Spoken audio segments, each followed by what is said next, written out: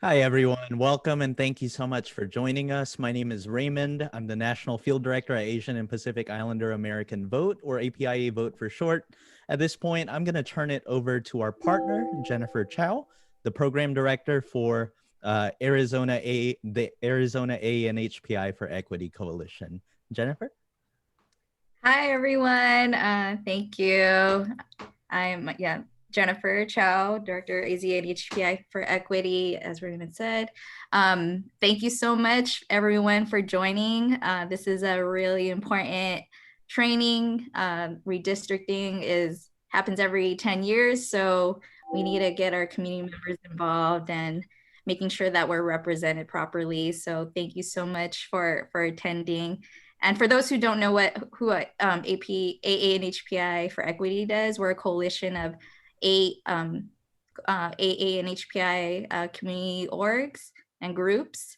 So we all work together on specific issues. So last year we did voter registration, voter engagement, and census. So this year we're focused on making sure our community members are getting the vaccines, getting information about vaccines, redistricting, voter engagement, voter registration is going to be something we're doing in the summer and fall. So those are some of the things that we're working on, but thank you so much everyone for joining, and I'm going to toss it back to, and I want to appreciate API Vote and One Arizona for collaborating on this training. So Raymond, thank you so much. Awesome. Thank you so much, Jennifer. It is so great to see everyone here. This is a very sizable group of people in the Arizona area who are interested in working on redistricting this year. So thanks for taking the time out of your Saturday afternoons to be here. And we really hope that this is helpful and motivates you to participate in this year's redistricting process. So again, my name is Raymond. I'm the National Field Director at APIA Vote. Today, we're going to be covering an intro to redistricting in Arizona. Again, we hope that you find this to be informative, helpful, and engaging. At the end, you'll have an opportunity to provide us with your feedback so that we can continue to improve for future trainings. We also hope that you'll take what you learned today and apply it in the very near future, as redistricting commission hearings are happening right now in Arizona. In fact, one of our trainers today, Victoria, just got out of this morning's redistricting commission hearing. So later in this training, we're going to talk about how you can plug in right now in what's going on in Arizona. So let's go ahead and get started. We're going to open up today's training with some remarks from today's sponsor. APIA Vote is proud to partner with AT&T to host many of these redistricting trainings across the country. We are eternally grateful to them for their support. So now I'm going to play a short video with a welcome message from Jason Chan, who is the Director of External Affairs at AT&T. Hello, my name is Jason Chan. I'm a director.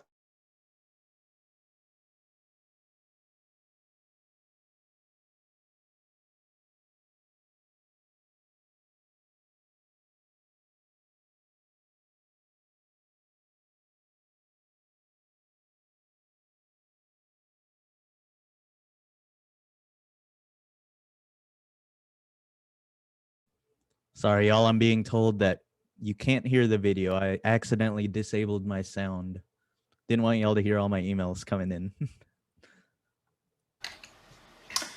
Hello, my name is Jason Chan. I'm a Director of External Affairs with AT&T. AT&T is a longtime supporter of APIA Vote, and I want to applaud Christine and the whole APIA Vote team on all of your hard work in making sure our communities are being counted and helping to turn out the AAPIA Vote. AT&T is a proud sponsor of APIA Vote, and specifically the Norman Y. Mineta Leadership Institute.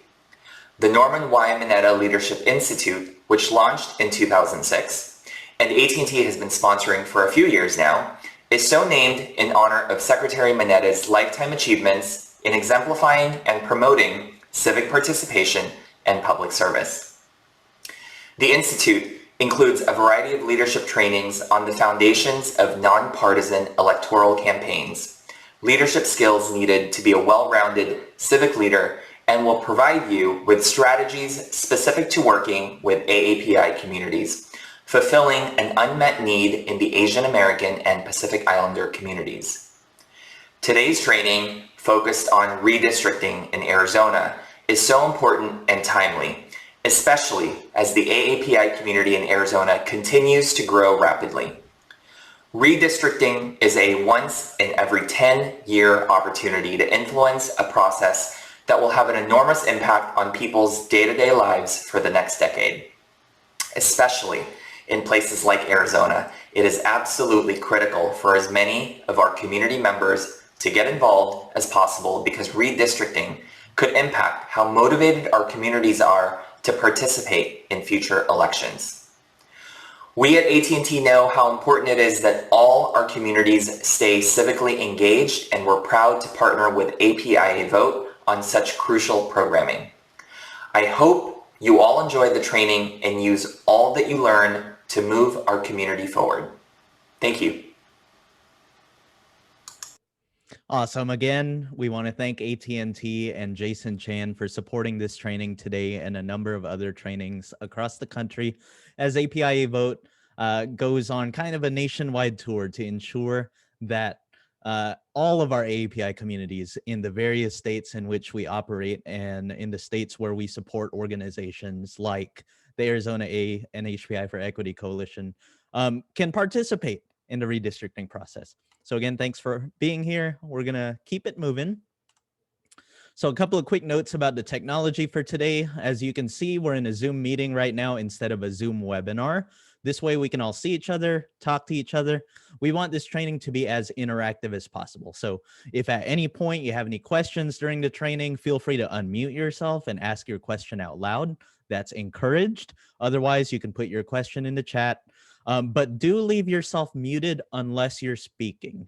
And that's just to reduce background noise. Y'all know the drill. Everyone's been in this Zoom environment for a really long time now, and hopefully we can start to come out of it. We are recording today's training in active speaker view only. So you're not going to be in the recording unless you're actively speaking. So keep that in mind. If you have any tech issues today, let us know, and we'll do our best to address them. I'm monitoring the chat, so if you have any issues, feel free to shoot me a DM via Zoom, and we'll make sure that we take care of that for you. All right. So we got a fantastic group of trainers lined up for y'all today. I'm joined by my colleague at APIA Vote, Kyle Van Fleet, who is our communications associate. We've also partnered with two organizations that may already be familiar to you, the Arizona AANHPI for Equity Coalition and One Arizona. We're joined by Jennifer Cho, the executive director of AANHPI for Equity, and Victoria Grijalva Ochoa, who is the redistricting program manager for One Arizona. The four of us are super excited to do this with you all today. Both Jennifer and Victoria carry a real wealth of local and state knowledge about Arizona. And so we're excited to partner with them. So at this point, I'm going to turn it over to Kyle to lead us in our first icebreaker. Hi, everyone. So thank you, first of all, for joining us today. So first things first, let's go ahead and break the ice a bit. We have this handy dandy tool called Mentimeter that allows all of you to participate in some polling. Raymond is going to drop the link into the chat now. Please go ahead and click it and follow the prompts on the screen. He's going to share his other screen here, and we can start to see how you all are feeling coming into this training today. So go ahead and give you a couple minutes to start inputting your answers. And Kyle, you can see my screen okay, right? Yep. Cool. Excited. All right. Okay. Pretty good. Curious, excited, ready to learn, stressed, ready to learn again. Cool. We have a lot of excited. That's awesome. Seems we have a few people who've said intrigued as well. That's great. Whoever is coming in here stressed out today, hopefully we can alleviate some of that for you. Absolutely. If you're stressed about the redistricting process, the goal today is for you to come out of this training not stressed out about it. Well, looks like a lot of people are putting excited, so that's, well, exciting. That's awesome. Sleepy. That's funny. Hungry. I don't blame any of you. Exuberant. Someone here's got a really awesome vocabulary. All right, that looks like that might be most of the answers. Maybe give it a couple more seconds to see if anyone else has any other things to share. Ready to be knowledgeable. I love that. Zealous. That's a SAT word.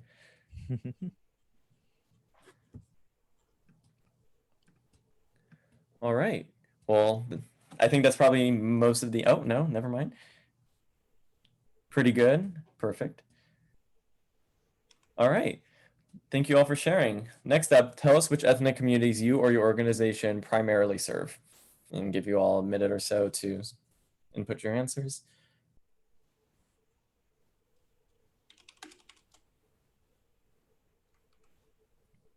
Indian, AANHPI, Asian American, Japanese American.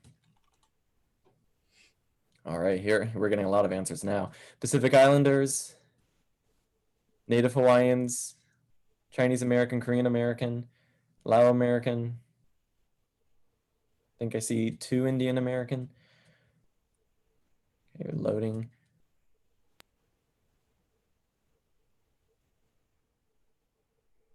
Iranian American.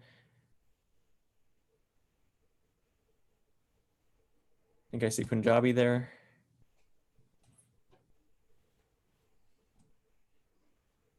Great, this is a very diverse group. This is awesome. Taiwanese American. Yeah, we got a great group, very diverse. This is very awesome. Okay, a lot of people are saying Korean American. That's fascinating. That's awesome.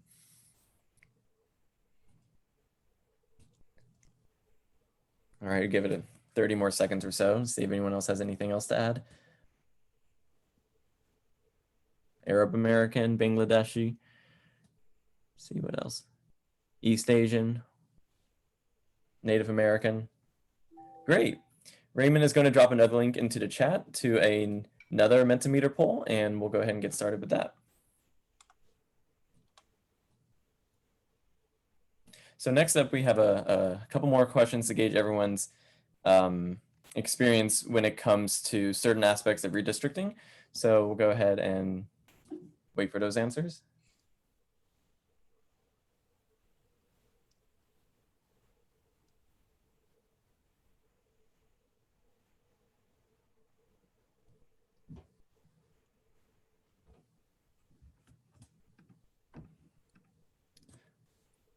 All right. We're glad you all are here at the training today then.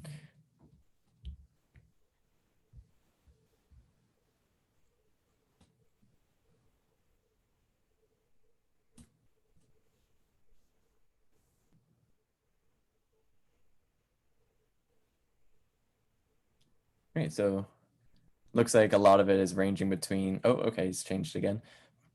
Around 1 and a little bit less. That's good. It's good that everyone's here at the training here today then based on these answers. This is awesome.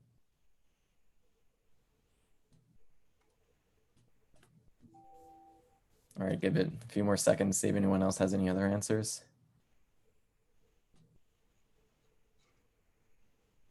Perfect. Well, thank you for sharing your feedback on these questions. And again, based on these answers, it's awesome that everyone is here to learn a little bit more about what the redistricting process in Arizona is like, and how to use community mapping tools, and to eventually have the experience and feel comfortable with providing public testimony.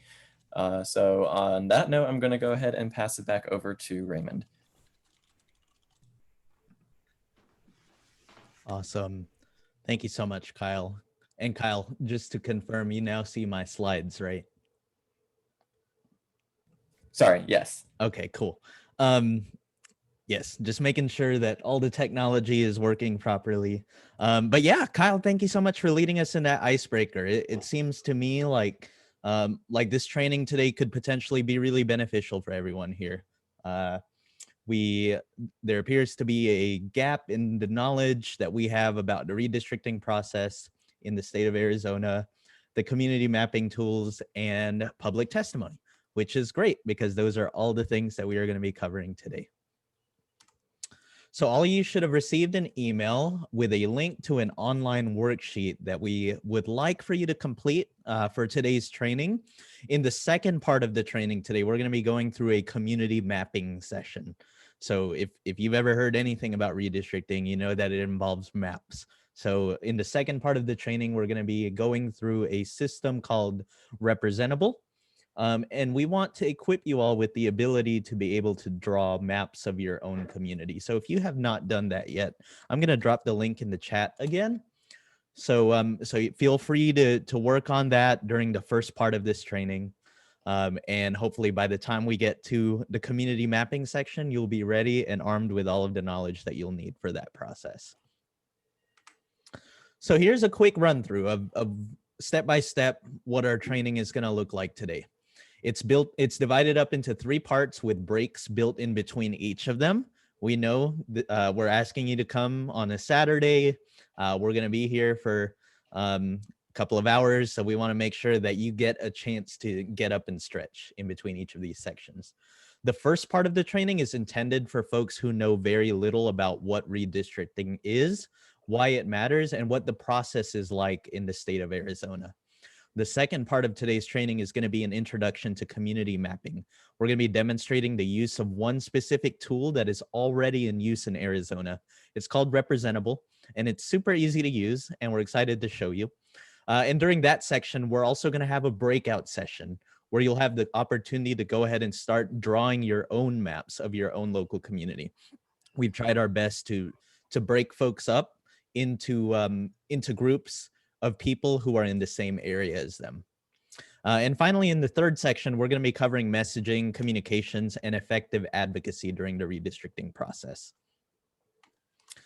So let's go ahead and kick off the first part of our training. Again, if you have any questions at any point, feel free to put them in the chat or come off of mute to ask your question.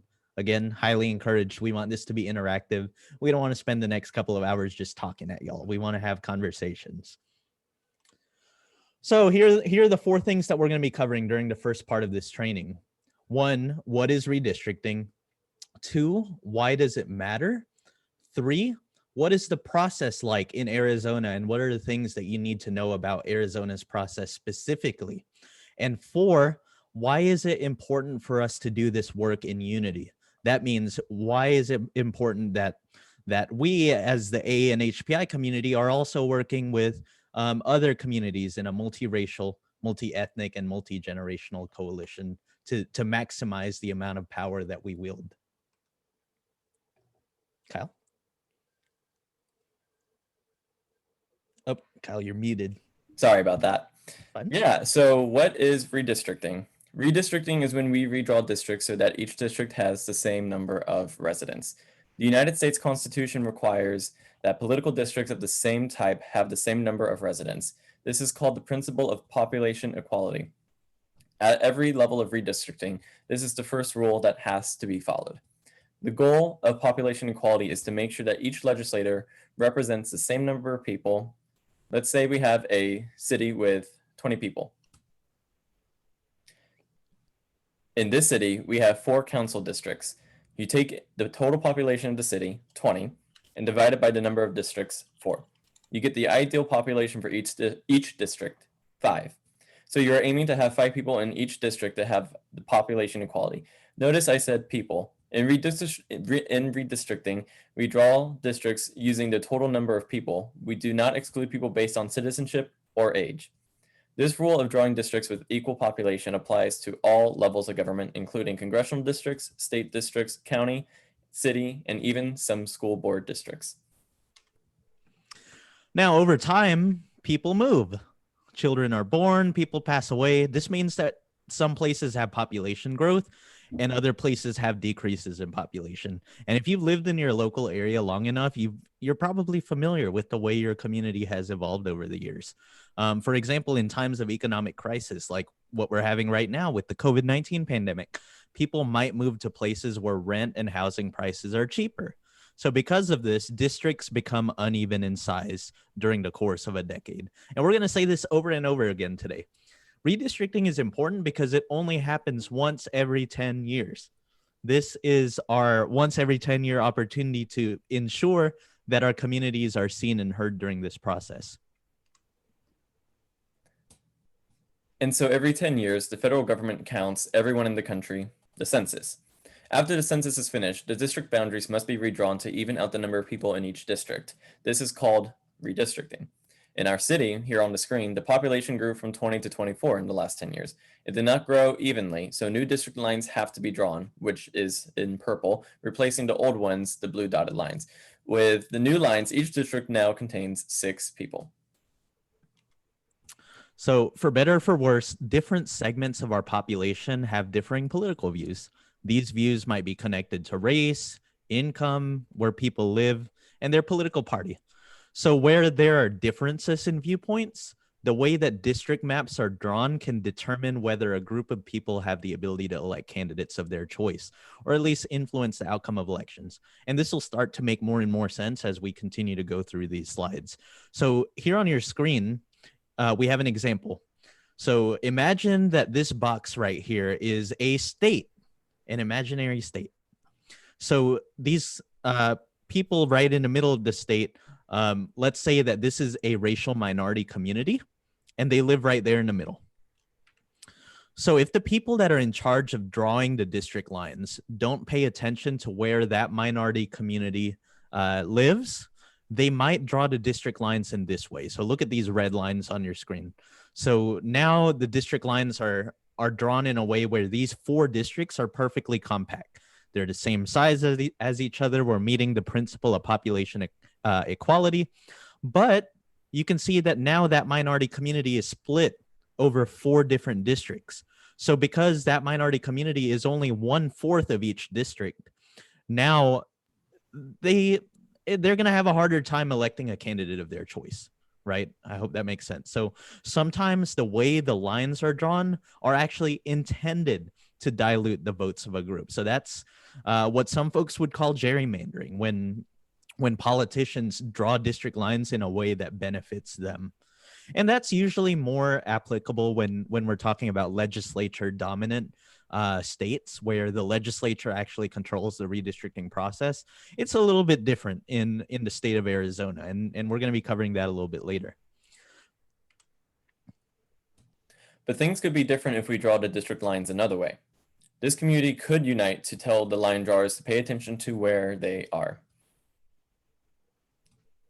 Now the lines are drawn to take into consideration the community testimony, and they have been made whole. The minority population makes up over 3/4 of the population in the middle district. After equal population, the next most important rule in redistricting is the Voting Rights Act. The Voting Rights Act can provide protection for racial and ethnic minorities in a situation like this one. I'm now going to turn it over to Raymond to give us an example. Thank you, Kyle.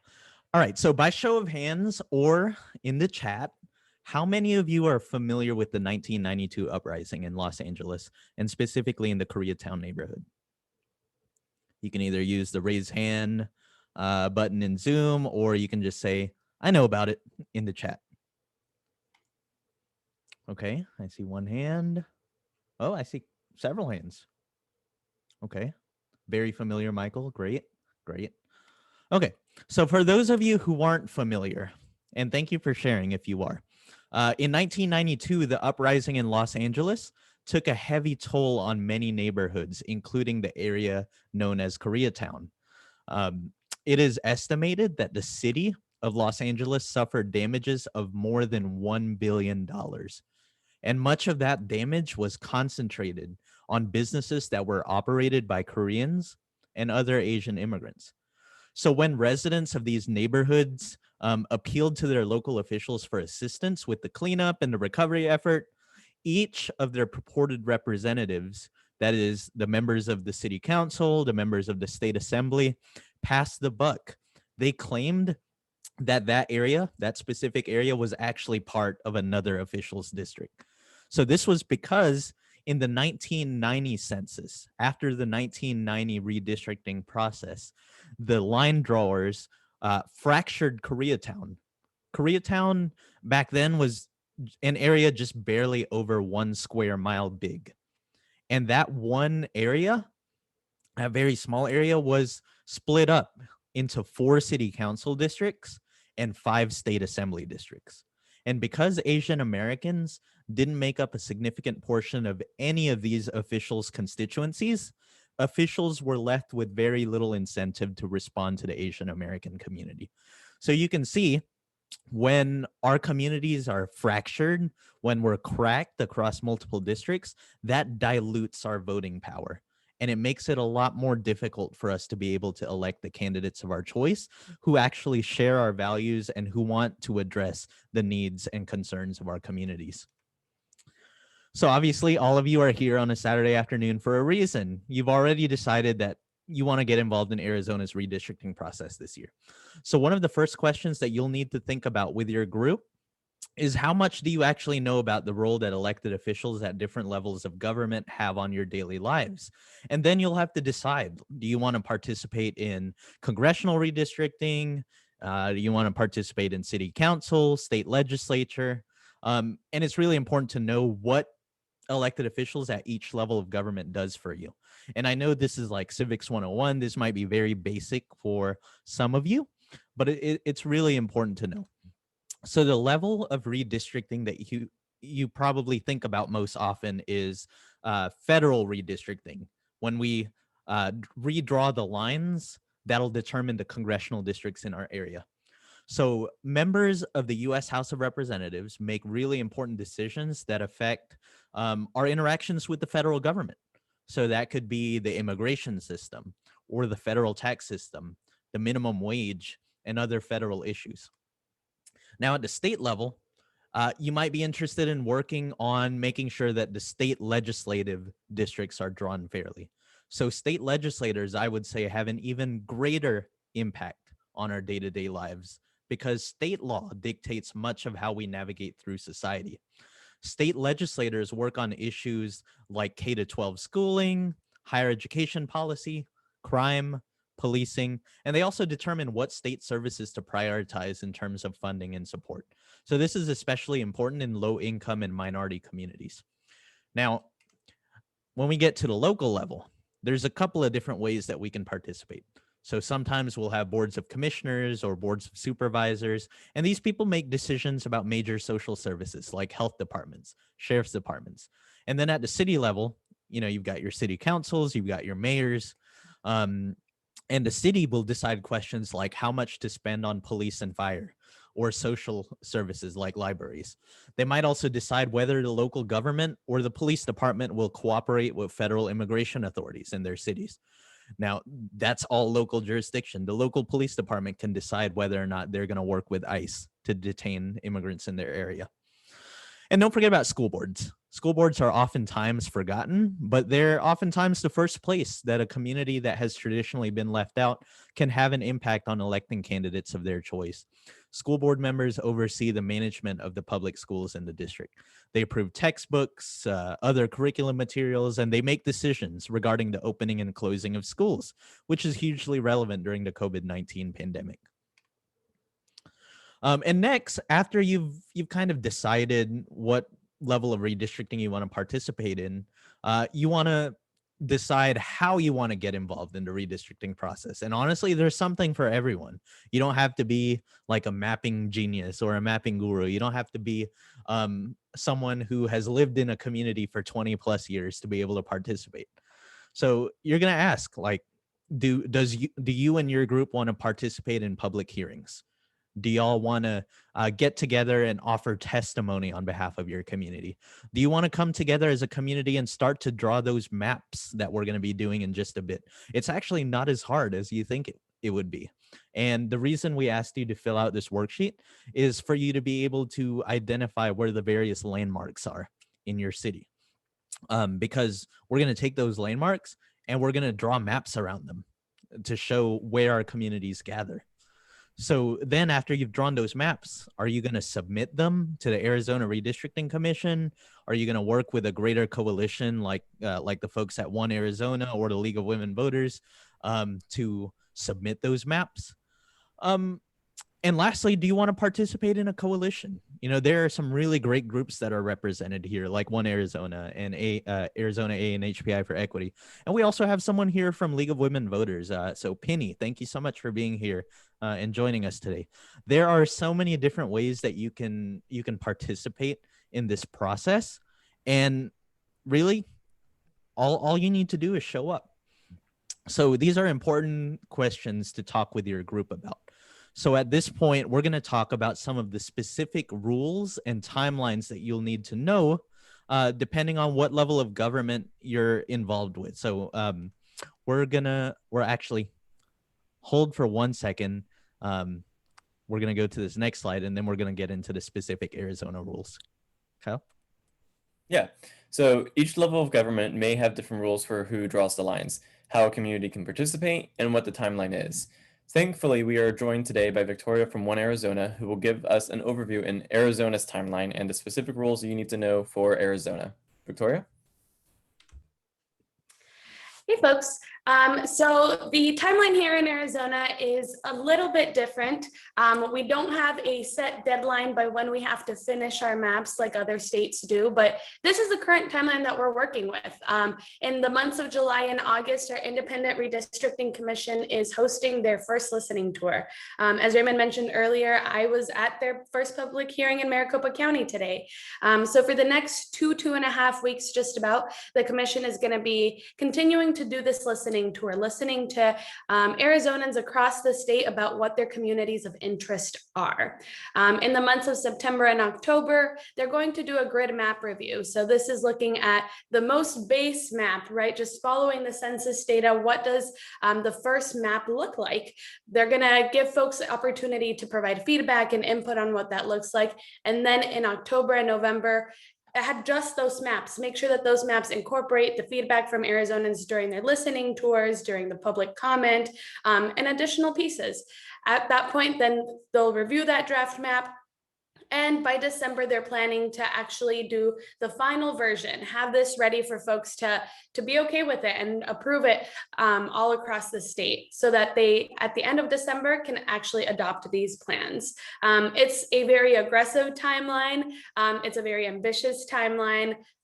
We don't know that they'll actually finish by December. We're hoping that they make sure to take their time to actually incorporate feedback from Arizonans across the state. But this is currently what the commission and their mapping consultants have planned as far as their timeline goes. But you might be wondering who actually draws these lines. What is this commission, right? So in Arizona, we have the Arizona Independent Redistricting Commission, which was created when voters approved Proposition 106 in 2000. Essentially, Proposition 106 amended the US Constitution to create a commission independent of the state legislature. This means that elected leaders are not in charge of creating our district lines. Instead, it's this independent redistricting commission who their entire job essentially is to redraw our congressional and state legislative lines following the decennial census. The commission currently is made up of 5 members. It's 2 Democrats, 2 Republicans, and an independent. Currently, the independent commission member serves as our chairwoman.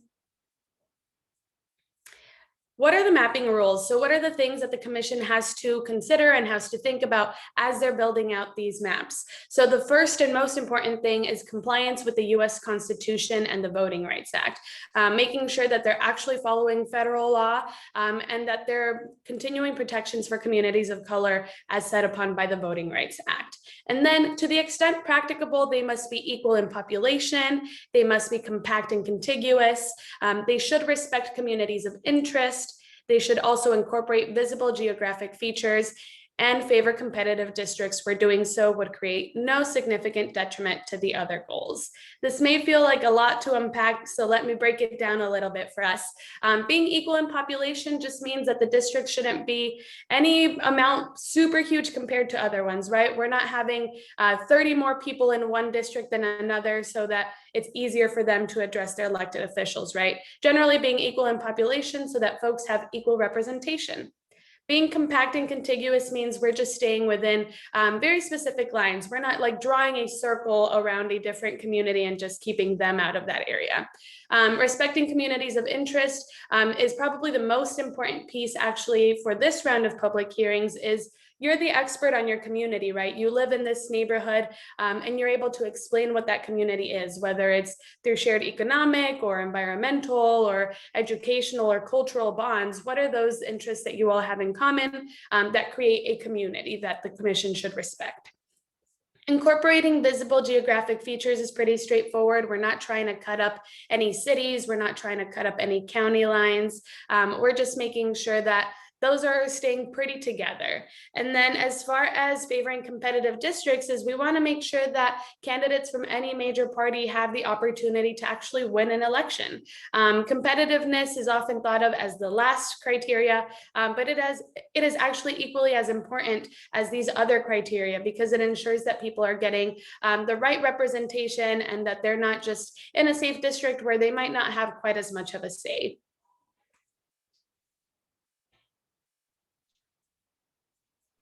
Thank you so much for that really valuable information about the Arizona specific rules and timelines. Again, if y'all have any questions, feel free to put them in the chat or unmute and ask. But thank you, Victoria, for providing that really helpful information. So at this point, we're going to go over briefly the legal framework for redistricting.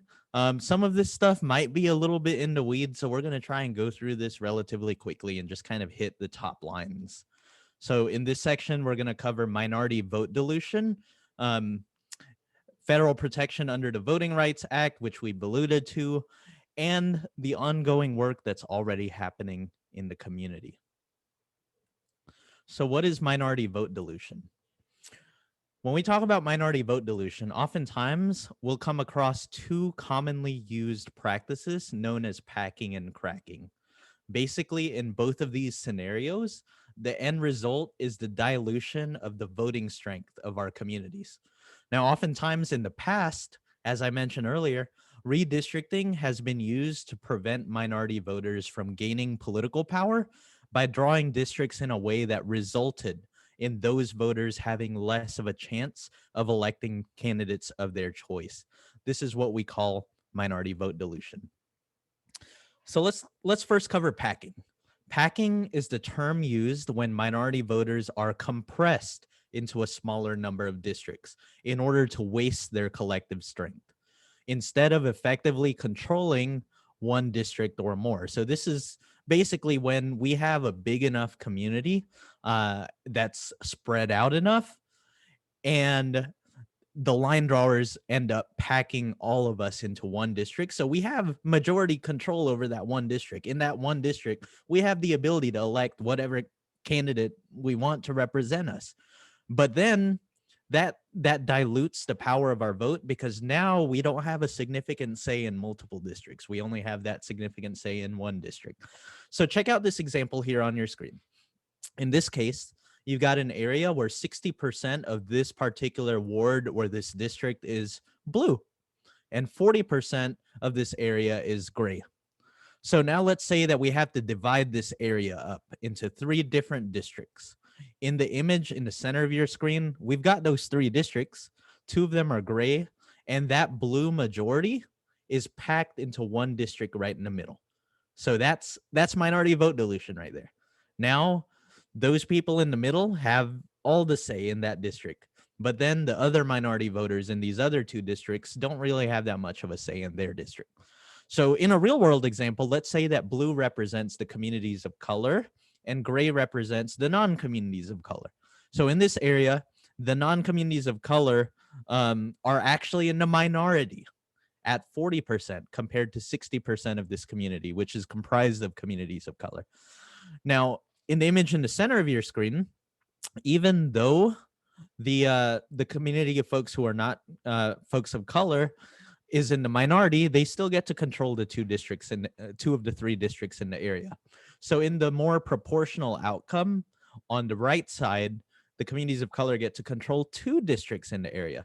So, you know, this goes back to when we're formulating our communities of interest, we want to be knowledgeable and aware of the different ways that our community comes together. So it's not necessarily just about race, and in fact, um, there are provisions within the Voting Rights Act that require you to create certain majority minority districts if certain conditions are met. And since I'm not a lawyer, and I don't think any of my colleagues here are lawyers, I don't really want to get too deep into that. But this is the idea right here. That's what packing is. So cracking is basically the opposite of that, and something that we have to be aware of as well. Cracking is when maps are drawn that spread minority voters thinly into many districts. So this is what happened in Koreatown in 1992 in Los Angeles. So some folks also call this splitting or fracturing. In this case, 60% of our area is gray and 40% is blue. In the example in the middle of your screen, the blue community doesn't get the majority in any of the districts because of the way the lines are drawn. Now on the right side, now we have one blue district and two gray districts with a more proportional map drawing. So these are the kinds of tactics that map drawers, state legislatures, and other redistricting authorities use to divide up our communities. And these are the practices that we want to be aware of so that we can effectively address them. So at the end, we're going to be going over how can you effectively advocate for your community during the redistricting process. So keep all of this in mind. We want to make sure that our communities are kept together, but that we're maximizing the power of our community. So we want to be mindful too about potentially cracking ourselves in the way that we present these map proposals. So now let's talk about the Voting Rights Act just really briefly, or the VRA. This is a source of protection from the unfairly drawn districts. And this was passed at the height of the civil rights movement and was designed to prevent the systemic and widespread voter discrimination experienced by people of color. Essentially, under the VRA, voters can seek judicial relief. That means they can ask a court to intervene. They can file a lawsuit if they believe that a state or local government has denied or limited their voting rights on the basis of their race, color, or membership in a language minority group. The VRA also includes language that provides certain criteria for drawing majority minority districts, like I just mentioned. It's important to note that the work we're going to be doing today largely involves community mapping, or the practice of drawing our communities where they are so that we can be armed with this information during the redistricting process. This is different from actual district mapping. And I think that distinction is really important. And we're going to go over this a little bit more later during the community mapping section, because district mapping requires a little bit more, not necessarily expertise, but a little bit more knowledge about demographic data, the different mapping tools like Maptitude, that are available in order for you to draw actual district lines. But what we're doing and what we're encouraging you all to do is participate in what's called community mapping, which is literally just like identifying on a map where your community is so that you can take that information and give it to the organizations that are actually drawing these districts. So finally, here are the tools that we have available to us as we engage in redistricting advocacy. We can educate our communities about the redistricting process so that they can be armed with the knowledge that they need in order to effectively advocate for their communities. We can train our community members on the effective use of mapping tools like the one we're going to be exploring later. We can continue to advocate for fair and inclusive maps and to the end of packing and cracking. And finally, if necessary, we can intervene through the courts. So I'm trying to see here. At this point, I'm going to go ahead and turn it over to our Arizona friends to share some insight that they have as to the power of organizing and conducting this type of work in unity with other organizations and communities. I'm not seeing that Lan is here yet, though, but I wonder if Jennifer and Victoria, if y'all have any thoughts that you want to share about the kind of work that y'all are doing on the ground in Arizona. Hi, this is Jennifer. I mean, I could quickly just give you an example. So our coalition's fairly new. We were formed in 2019, but one of the examples I want to use is when we come together. One of the initiatives is census and making sure our communities are counted. We were able to train up all of our coalition members and volunteers so they could do the outreach. And one of the events that we did, one of the only events that we did before COVID was the Matsuri festival that JACL Arizona helped. One of our coalition members, JACL Arizona. So we were able to gather up all of our volunteers from all of our coalition members to work on census. So it's one of the biggest festivals of the year in the Asian community. So we had about I would say 10 to 15 volunteers. Just really, we have our own booth, but we were able to be out outreaching in our community to making sure that they were able to get counted. And we had pledge cards, we had fun games, but we were able to get, I would say 200 pledge cards that weekend. So stuff like that, that was a really great opportunity for our AANHPI community to learn more about census. So we were able to follow up with them with their pledge card to make sure when the day came to do the census, they were educated and knew what to do. So I think that was one of the important events that we were able to outreach to before COVID hit. But Victoria, I would love to hear from you too. Yeah, if I could just add specifically on redistricting, I mean, one of our biggest focuses is communities of interest, right? And so a community of interest can oftentimes just be all of our communities that are in solidarity with each other. I live in South Phoenix, for example. It's largely a Black and brown neighborhood.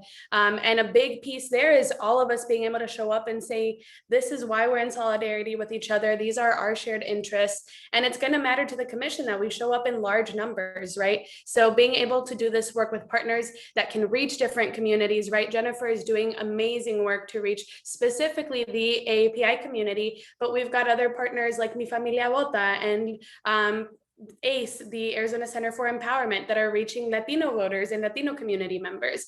And so how are all of our efforts in different communities able to then show the commission that they have to value communities of color, they have to make sure they're protecting us, and that they have to make sure that we are a large piece of the conversation, because this is going to shape the next 10 years, and not all of us can do this work with every single community member, right? How can we divide up our work and reach our communities, and as a coalition come together to show up in large numbers? So just strengthen numbers, and specifically solidarity with communities of color, being able to show how our interests are similar and how the commission should really listen along to us and incorporate that into the work that they're doing that will impact the next 10 years, if not more. Awesome. Thank you so much, Victoria and Jennifer, for sharing all of that. At this point, we have reached the end of our first section, and I'm interested to see if any of y'all have any questions. Feel free to put them in the chat, unmute yourself, ask it out loud, anything about what redistricting is, why it matters, what the process is like in Arizona. And just to let you all know, we are going to be covering later what the next steps are, how you can actually get involved on the ground. And I know that Jennifer has already shared a link in the chat earlier for those people who want to participate in the public hearings in Pima County or Maricopa County. But with that, I'll go ahead and stop there and see if anyone has any questions.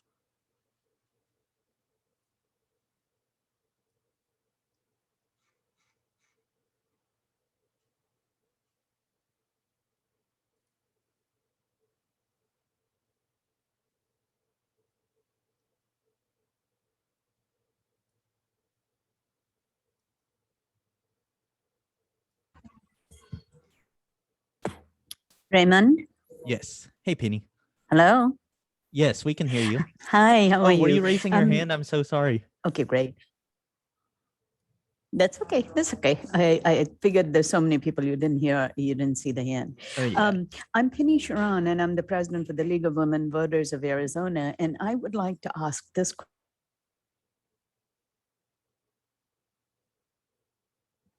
question. Penny, I think we lost you. Uh-oh, did she drop out completely? Oh, she's still here. Penny, we're going to get back to you in just a second. In the meantime, we are going to handle some of the questions in the chat. These are kind of related, so I think we can handle them together. One is, how do we keep communities together without running into gerrymandering? And two, how do you differentiate between gerrymandering and redistricting? So gerrymandering, it's a little complex. So gerrymandering is basically that it refers to when district lines are drawn in such a way that that just don't make sense. Like if you Google gerrymandered maps and you look at the results, you'll see that some of these district lines are really drawn in a way that isn't compact and is not contiguous. Like in some places, you'll see districts that are drawn that are like super narrow. Um, and it's pretty obvious that the way those district lines were drawn in a way that was intended to include only a specific group of people in that district in order to maximize the voting power of the specific people in that district. And I know it's a little confusing because that's kind of what we're asking for, right? Like we want to make sure that our voting power is as maximized as possible. But all we're looking for is fairness and equity. We just want to make sure that we have a solid shot at electing the candidates of our choice. So that just means that whenever the district lines are drawn, that our community's needs, our concerns, our shared history are all taken into consideration during the redistricting process. But Victoria, do you have anything else to add to that? What do you think as the redistricting program manager at One Arizona? Yeah, I mean, specifically on the differentiation between gerrymandering and redistricting, I think it's important to frame it as redistricting is the process that needs to happen, and gerrymandering is the way of cheating that system, right? Gerrymandering is the way of making sure that a specific interest group gets all of their desires and all of their needs met at the expense of everyone else, right? So they're getting this advantage whenever it comes to whatever the new districts look like, whereas normally in redistricting, you would want to make sure that every community, to the extent practicable, is actually getting their needs met and their input is actually provided and incorporated into these new draft maps. Yes, thank you for that, Victoria. Penny, are you back with us by any chance? Okay, I don't see her in the participant list anymore. Okay, so we have another question in the chat here from, and please correct me if I'm saying your name wrong, Ayush Murarka, who is asking, in a lawsuit, how can you prove that a district has been gerrymandered? Is there precedent or judicial tests that can be used to prove corrupted redistricting legally? The answer is yes. So the reason that we draw these community maps, the reason that we ask people to testify either in person or virtually at a hearing or submit written comment or written input to the commission is so that we can establish a record for any kind of litigation that might happen down the line. So basically, we as a community are collecting all of this information, right? Collecting all of this data. When we get into the community mapping session, you'll see how we're actually mapping out these communities, and these systems will give you the demographic data for that community. So if we can prove, and again, I'm not an attorney, so nothing I say is intended to be construed as legal advice. If we can prove that we presented this to the commission and they basically ignored us and they drew the district lines in a different way that is perhaps unfair or inequitable or dilutes the power of our community, then we can tell the court, like, look, we did all of this, we told them where we are, and they still came up with this district that is shaped in a very funny way, as Michael just said in the chat. So I don't want to get too deep in the weeds about lawsuits and precedents and judicial tests, just because I don't want to tell y'all anything wrong. I can honestly say that I'm an organizer, and that's not my specialty. I see that Victoria has come off mute. So do you have any additional thoughts you want to share there? Yeah, just one specific note here. As I mentioned earlier in our redistricting criteria, one of the first things that the commission needs to understand and incorporate into their draft maps is compliance with the US Constitution and the Voting Rights Act, right? So there's this funny little thing called Section 2 of the Voting Rights Act, and essentially it just prohibits from any discriminatory behavior towards communities of color based on race, based on actual color, based on membership. And so that's the one piece that we rely on to do exactly what Raymond is talking about, is we show up and we tell the commission exactly how they can protect communities of color. And by putting that into the public record, we're able to build that case for the second section of the Voting Rights Act. So the Voting Rights Act is what's protecting us to make sure that we don't have gerrymandering, right? And that communities of color are protected. Again, don't want to get into too many more details beyond that, but that's exactly what Section 2 does for us. Right. Thank you so much for that, Victoria. We have a question from Michael. What about the problem that both major parties play the gerrymandering game? That's a really good question. So we forgot to mention this at the beginning, but this is a community effort. This is a completely, from APIA Vote's side, a nonpartisan effort. So we are a 501c3 organization. We don't align with either of the two political parties. And what we bring to the table as a community, all of the folks here, some of you might be affiliated with a political party, some of you might not be. But what we bring to the table is our expert knowledge about our own communities. And when we were planning this webinar, Victoria and Jennifer made it clear that at this point, early on in the process, the Arizona Independent Redistricting Commission is more focused on what these communities actually look like. They want to know where all of you are. They want to know where you go worship and where you pick your groceries up at, where the different communities are concentrated. So that is the kind of knowledge and information that we're taking to the commission. So the whole point of this, what we're doing, is very grounded in community. So we're not trying to advocate for one political party or another. We just want to make sure that they know where we are. Jennifer, Kyle, Victoria, Hannah. I mean, not Hannah, sorry. Or Lan, do y'all have anything else to add to that?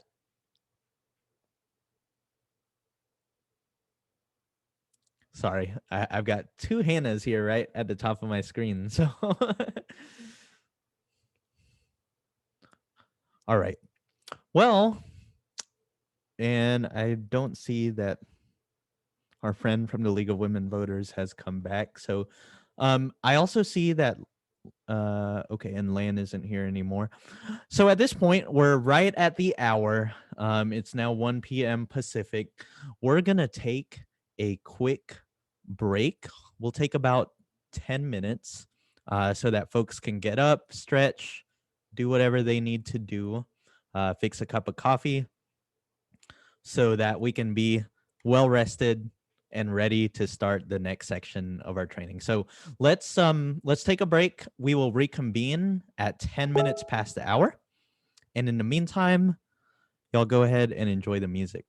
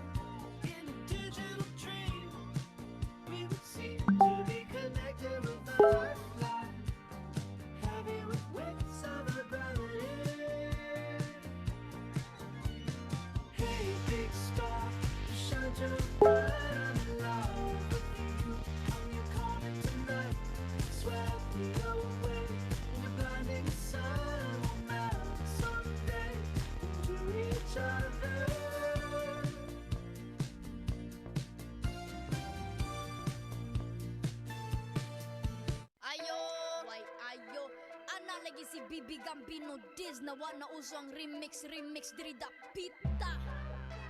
Taga-asa ka uy Lorega amo. Adike you wanna get with guarantee that I need cake. You get the best second hand, I say baby. You ask me how I start on them, I say adike you wanna get with guarantee that I need cake. You get the best second hand, I say baby.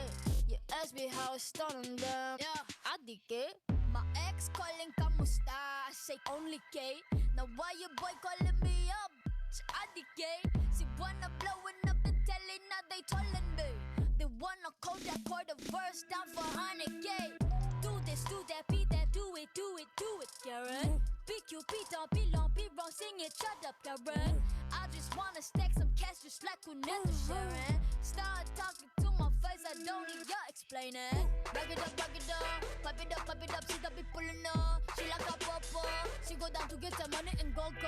You better roll up, you better pay it and like it's a hole up. You better scrub up, this shit man easy, she got the luego. When you gotta beat and back, oh my, it's the Tony stuck. Head for blasting haters, but nocturnal, she glow in dark. Yeah, till my personal, nah, mess with the flow, run you over. Better be the bump, you alive. Pilipinas gotta hold it down. Adike. You wanna get with guarantee that I need cake. You get the best second hand, I say baby. You ask me how I start on them, I say adike. You wanna get with guarantee that I need cake. You get the best second hand, I say baby. You ask me how I start on them, I say adike. Don't come up to my city, zero in the rest, I'm busy. Generate unreleased, they look at me like who is she? I'm Diddy. Don't believe me, oh pity. Big fan, I'm like really. You get to rhyme from rhyme zone and Ramadan shit like a damn bomb, like pop. See you fix, rubber in your When you see me, wanna be me, get a figure, racking up the TV like Tom Sawyer. Weed, hold up, drugs, no. Money, yes. Fame, no. Money, yes. Limit, no. Fuck you, thank you, I stay blessed. Back it up, pop it up, she don't be pulling up. She like a papa, she go down to get the money and go. You better roll up, you better pay it and like it's a hole up. You better scrub up, this shit not easy, she got the luego. When you gotta beat and back, oh my, it's the Tony stuck. Head for blasting haters, but nocturnal, she glow in dark. Yeah, till my personal, nah, mess with the flow, run you over. Better be the bump, we keep alive. Pilipinas gotta hold it down. Adike. You wanna get with guarantee that I need cake. You get the best second hand, I say baby. You ask me how I start on them, I say adike. Ambot lang. Ganahan mo sabay, di ay pagmaro-maro. Kasabot o di ka na mo sabot, I say baby. Pabuang bisag di daghanas lorega amo.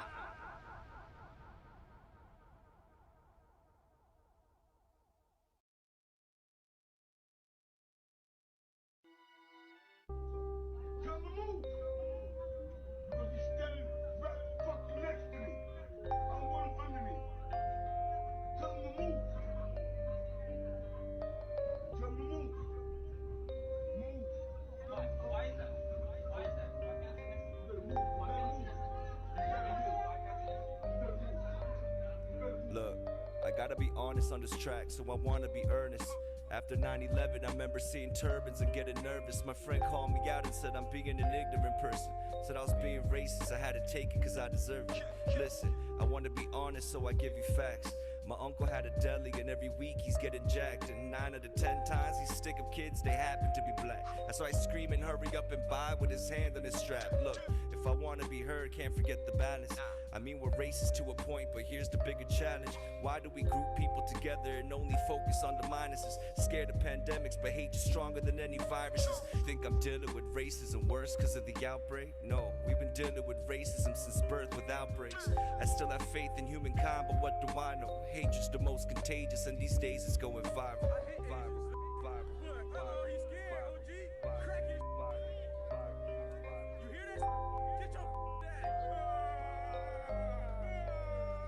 Yeah, this morning I told my mama to watch her back cause they out to get us. Their plan of attack is like that of the clan but without the getter. Paranoid and ignorant is a dangerous combination. They wanna blame someone so they aim it at all the Asians. I saw the clips of them getting kicked and it got me livid. What is this time that we live in? What kind of society is this? There isn't a limit to the lengths they'll go for a viral image. And hatred may be permitted still but violence isn't. All this is showing us how dark it is that we've become. Showing us how weak you are by targeting the weakest ones. They weren't asking for problems, still they looked at him awkward. Wearing a mask out of caution, and now look what it cost them. And it's an issue, I know it's something to iterate. Even if they continue to, Corona doesn't discriminate. The state of danger is getting drastic, it's about survival. But hate and anger's been spreading faster, and now it's viral. Viral, viral, viral, viral, viral, viral, viral.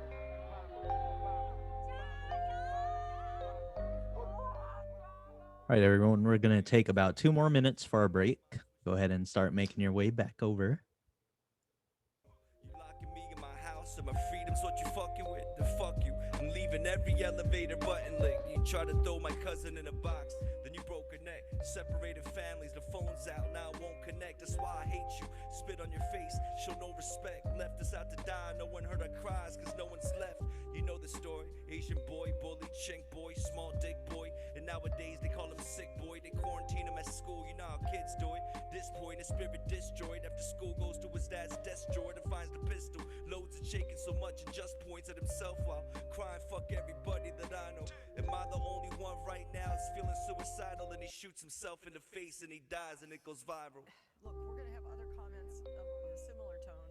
All over the United States, we're seeing cases of individuals that have been in China, and many of them are ethnic Chinese, so you may feed a kind of racial response, a kind of xenophobia that is always in America, just this close to the surface. Give it a little scratch and boom, out comes the racism.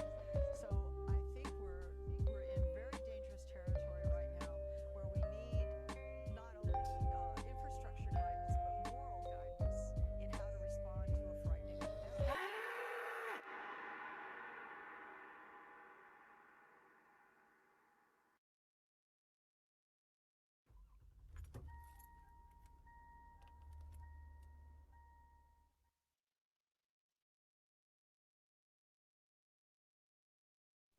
And Raymond, I think you're on mute. Thank you so much. We're going to go ahead and bring everyone back together. Hope all of you enjoyed your break and that you're ready for section 2 of our training today, which is about mapping our communities. So again, here's our agenda and where we are. We're going to start with an introduction to community mapping, demonstrate the representable tool with you all, and then we're going to break out into groups. We've tried our best to break you out into your geographic area. So Phoenix is actually overrepresented in today's training today, so we had to move some folks around just to make sure that the breakout groups are relatively even in size. But during our breakout groups, we're going to actually take you through the process of drawing maps in Representable from start to finish. We, in addition to me, my colleague Kyle and Victoria are going to be the other 2 breakout group leads. So with that out of the way, let's go ahead and get started with this next section. Let's first start by talking about what community mapping is exactly. So you might hear different terms for this. Some folks might say community mapping or community of interest mapping. Basically, when we say community mapping, we mean the process by which we start to pull together all of our really distinct local knowledge about our own communities and use that to map out what neighborhoods we think should be kept together during the redistricting process. So when we say community mapping, it really means getting down to the very granular level and mapping out our neighborhoods. We want to be able to use our local knowledge to identify where the various pockets of our community are, where they live, where they generally work, where they shop, buy their groceries, hang out, etc. So we first start by asking ourselves these questions that you see on your screen. One, who should be at the table to describe our community? Two, are there other folks that we want to invite? Basically, who is missing from this discussion? When we organize folks to come together to work on community mapping or to start to develop testimony for a commission hearing, who do we want to make sure is there? Are there specific community leaders that are outspoken about the community? Are there folks who have lived there for a very long time and can speak to how that community has evolved over time? Three, what level of redistricting do we want to get involved in? Remember, redistricting happens at all levels of government, and we went over that in part 1 of our training. Do we want to submit a map of our community? And 5, who are the possible allies that we want to reach out to increase our power?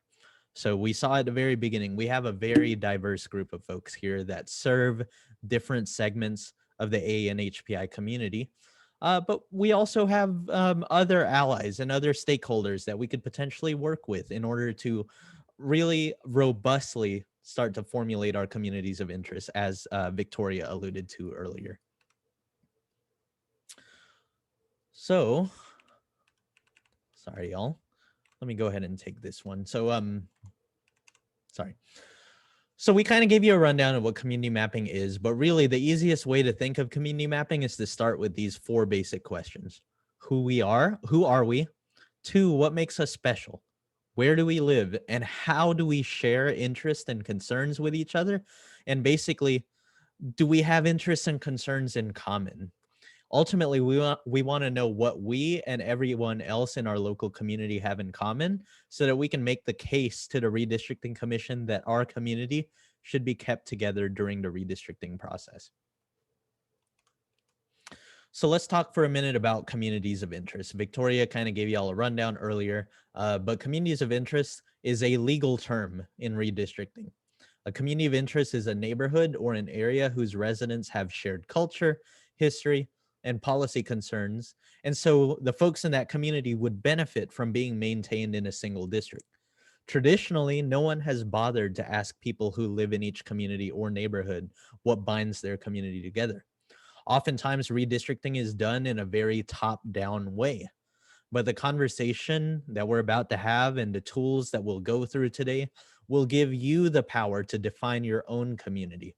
Keeping communities together gives us a stronger voice in government.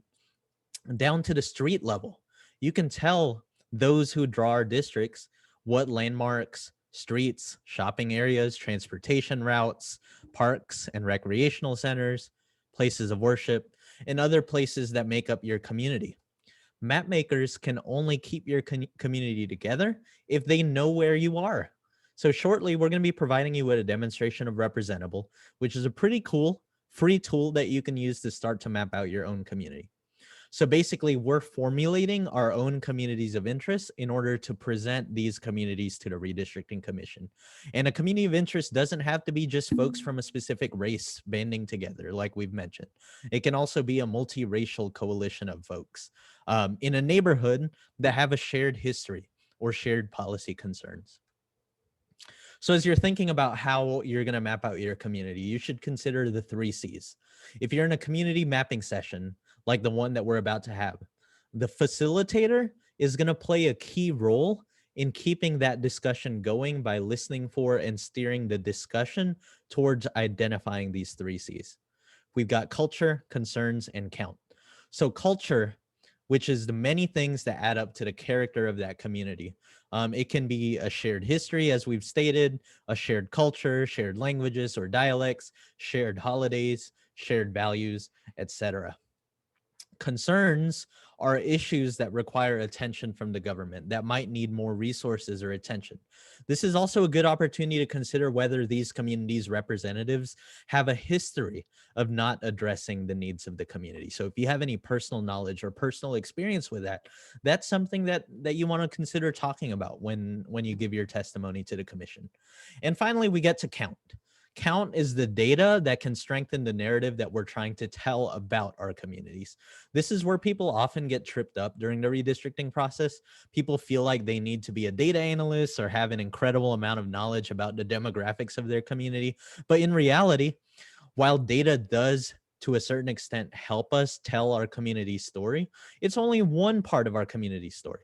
And right now, at this stage of the redistricting process in Arizona, really, we're more concerned about keeping communities that have shared culture and concerns together. So don't be daunted or worried about the fact that you might not know what percentage of your community is AANHPI or what percentage of your community is comprised of people of color. Really, at this point, just think about your local knowledge of your community and what you bring to the table when we get to these commission meetings. So we're going to do a little bit of an interactive exercise here before we get into our breakout session and before we demonstrate the representable software. So let's go around our Zoom room. And if you are willing, go ahead and come off mute. Again, tell us your name, your preferred pronouns, and the name of the community that you live in, and one thing that you love about your community. You can either do that off mute, or if you want to put it in the chat, this is an opportunity for you to tell us where you're coming from.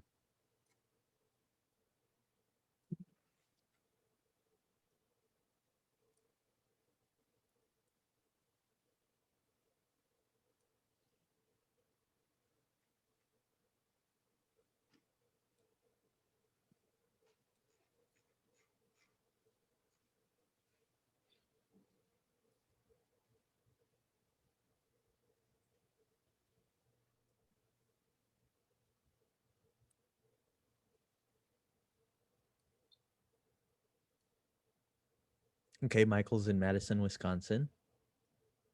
Hannah is raising their hand. Hey, Hannah. Yeah, tell us what about your community. Yeah, so hi, my name's Hannah Feinberg. I use she, her pronouns. I'm part of the AAPI community, specifically I'm Taiwanese American. And I would say that one thing I love about the community is just how generous everyone is. You can meet like a new stranger for the first time and like you're invited to places, you're just accepted, I guess. So I kind of like that bonding and that inclusiveness in that community. That's awesome. Thank you so much for sharing that. I don't want to say your name wrong. Is it Faiza? Super close. It's Faiza. Or is it Faiza? Yeah, it's Faiza. So that's my name. You can go ahead. She or her. I'm part of the Bangladeshi community. Okay. And one thing I love about it is how diverse the personalities are. Although everybody's from the same place, they all have different experiences that make them a different person, and they bring something different to the table. That's awesome, Faiza. Thank you so much for sharing that. Adithi? Hi, my name is Adithi. My preferred pronouns are she, her. I am part of the Indian American community. And one thing I love about my community is all the cool festivals and all of the food. I love Indian food. And I think my grandma makes great Indian food. So that's something I really love about my community. Oh, man. That is awesome. And you're making me very hungry because I haven't had a chance to eat today yet.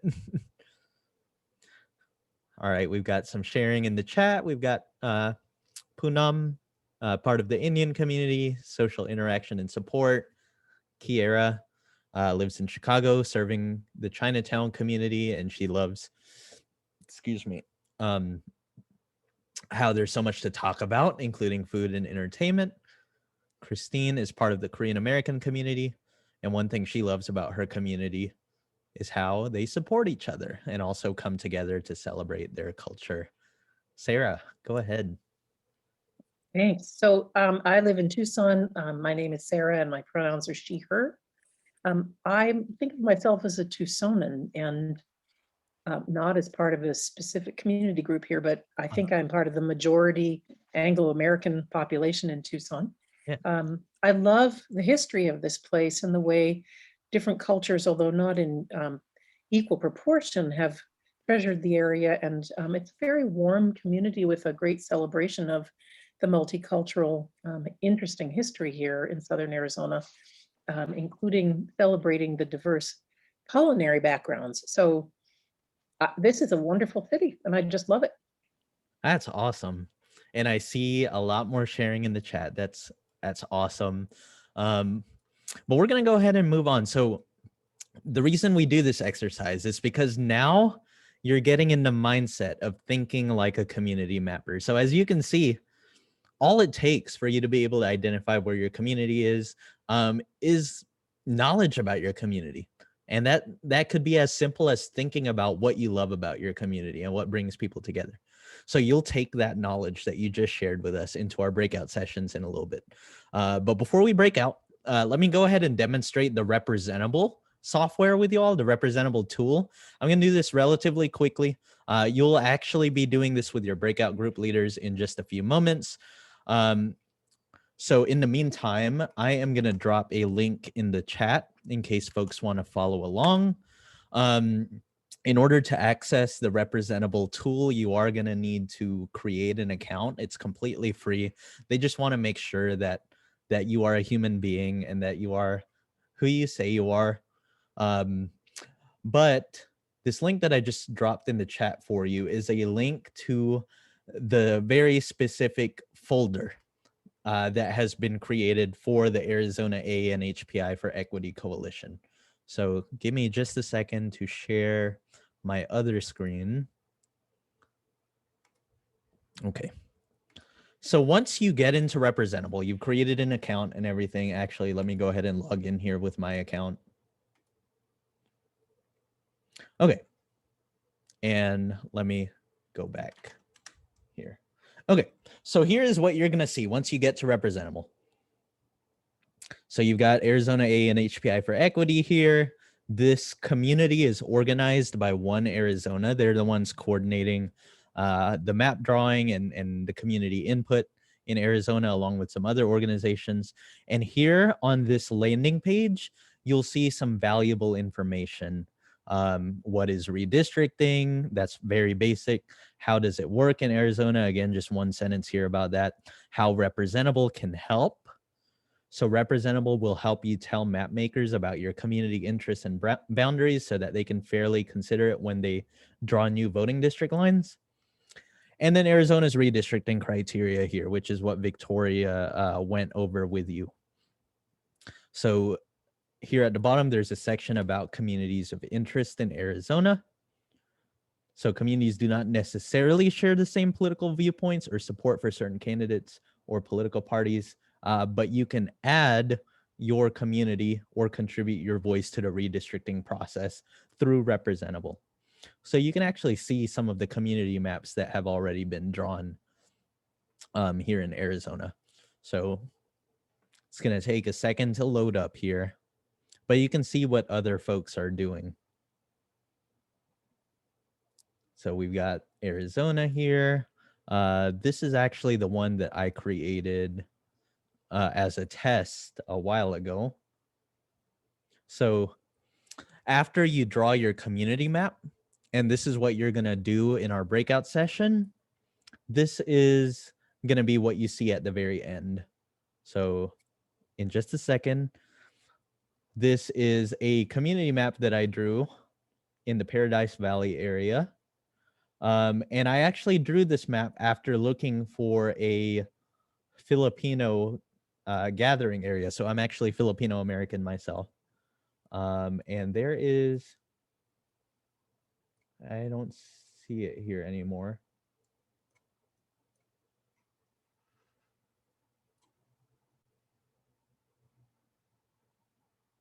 I don't remember where it is, but there, I think it's called Not Nice. So if you're familiar with this area, you'll know where that is. But I drew this map, and it's really easy to do. On here on the left side of your screen, you'll be able to name your community. So for now, I just put test because I just made this to demonstrate this system. And then here on the left side, you can expand and look at all of the different ways that you described your community. So in this case, I just put test. You're going to be doing this for real in the breakout group. But then you can actually open up some of the data layers here. So you can see where the current congressional districts are now. If you zoom out, you can see where the state house districts are now. So actually, let me zoom in here.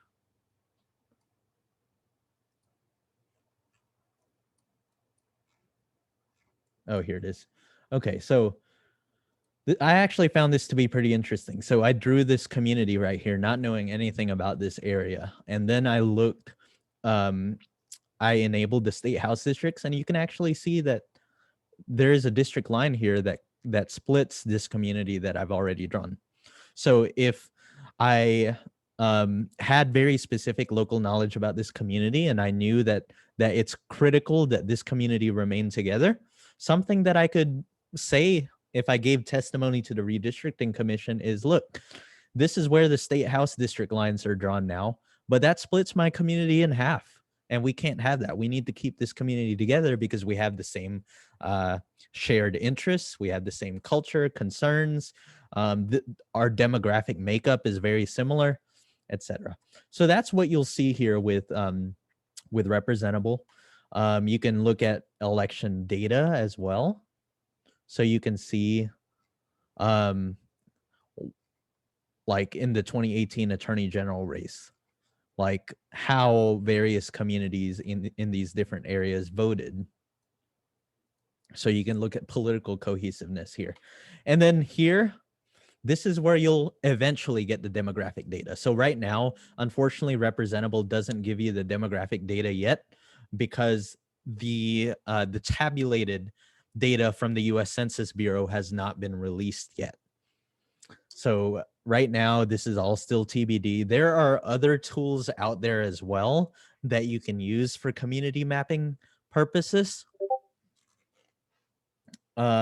Like District R. I don't know if any of y'all have ever heard of that, but I actually like District R a lot because it doesn't require you to create an account or log in or anything. So if we wanted to draw communities in Arizona, you can actually do that here in District R. And it's another option that you all have. The reason we're going to be using Representable today is because it's the system that One Arizona and Arizona AANHPI for Equity are using. But this is just to give y'all an overview of the different mapping tools that are available. So let's go back here. I'm just going to show y'all this right at the start, but again, you're going to be doing this more in detail in your breakout groups. But here on your landing page, if you go to the bottom and click Get Started, it'll ask you to tell them about yourself. So test 30316. That's my actual zip code. So once you put in your information, now the system is going to ask you to tell them what unites your community. So basically everything that we've just talked about, everything that we've learned all the way up until this point. So here you'll have the opportunity to talk about where do people in your community gather or socialize, how and where they access social services. You could talk about the cultural bonds of your community and the shared history right here. The economic and environmental interests, like where are folks in your community employed? Are there specific environmental interests that people in your community have? And here, community needs and concerns. This is where you'll put those shared concerns and shared needs that your community has. Or if you have specific examples about instances in which your elected representatives in the past have ignored your community's needs, this is where you would put it. And again, this is why we asked you to fill out that that worksheet before the training today, so you can go ahead and start thinking about your answers to some of these questions. So in order to get into the actual mapping, you only have to fill out one of these, but I would encourage you to go ahead and start to fill out as best you can all of these, because when you get to the end, so I'm not going to do all of this right now. You'll do this in your breakout. So let's go back now to see the community maps. Thank you for all of that information, Astria. So let's go back to the one that I made.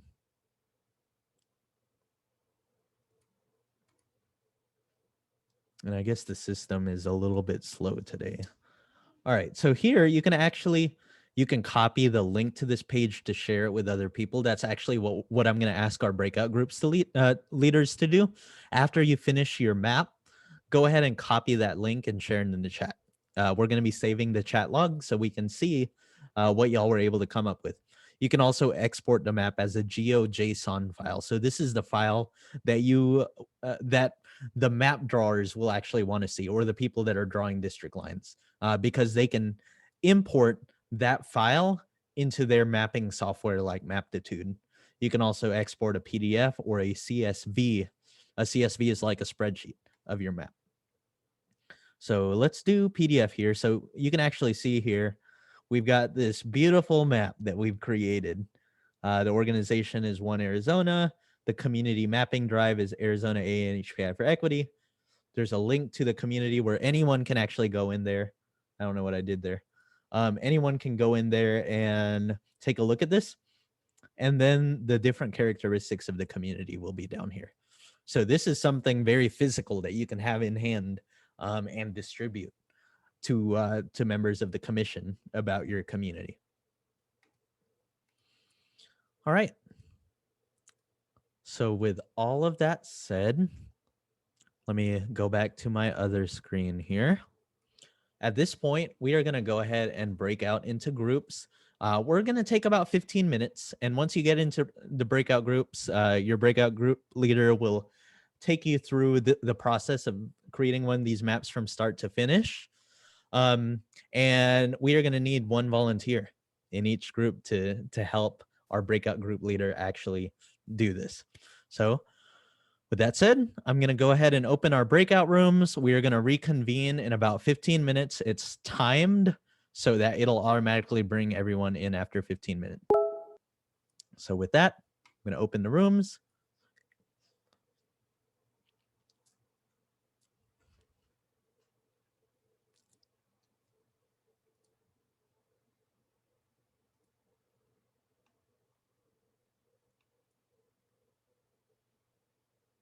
Okay. Let's see here. Let me stop sharing my screen.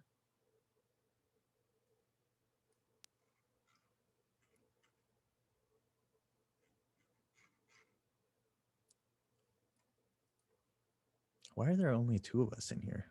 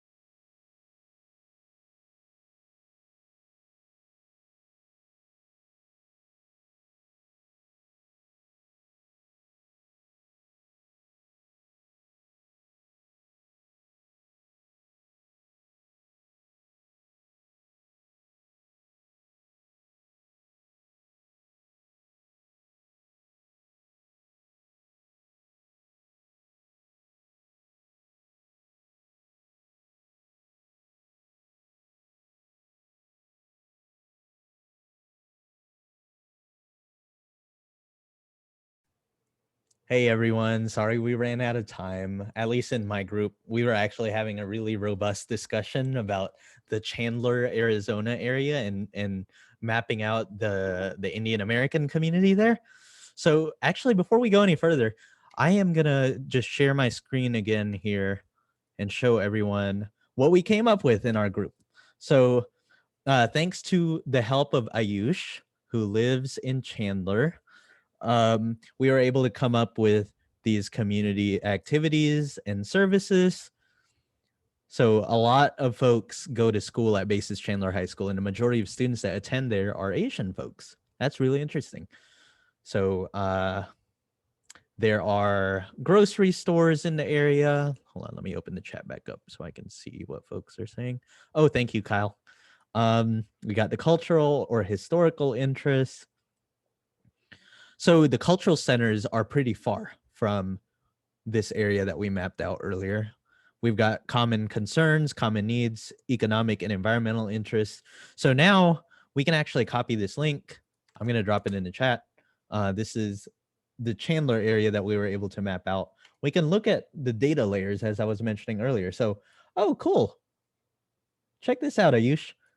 This community is already squarely within this state house district. So you were on the right track there. Congressional districts. Oops.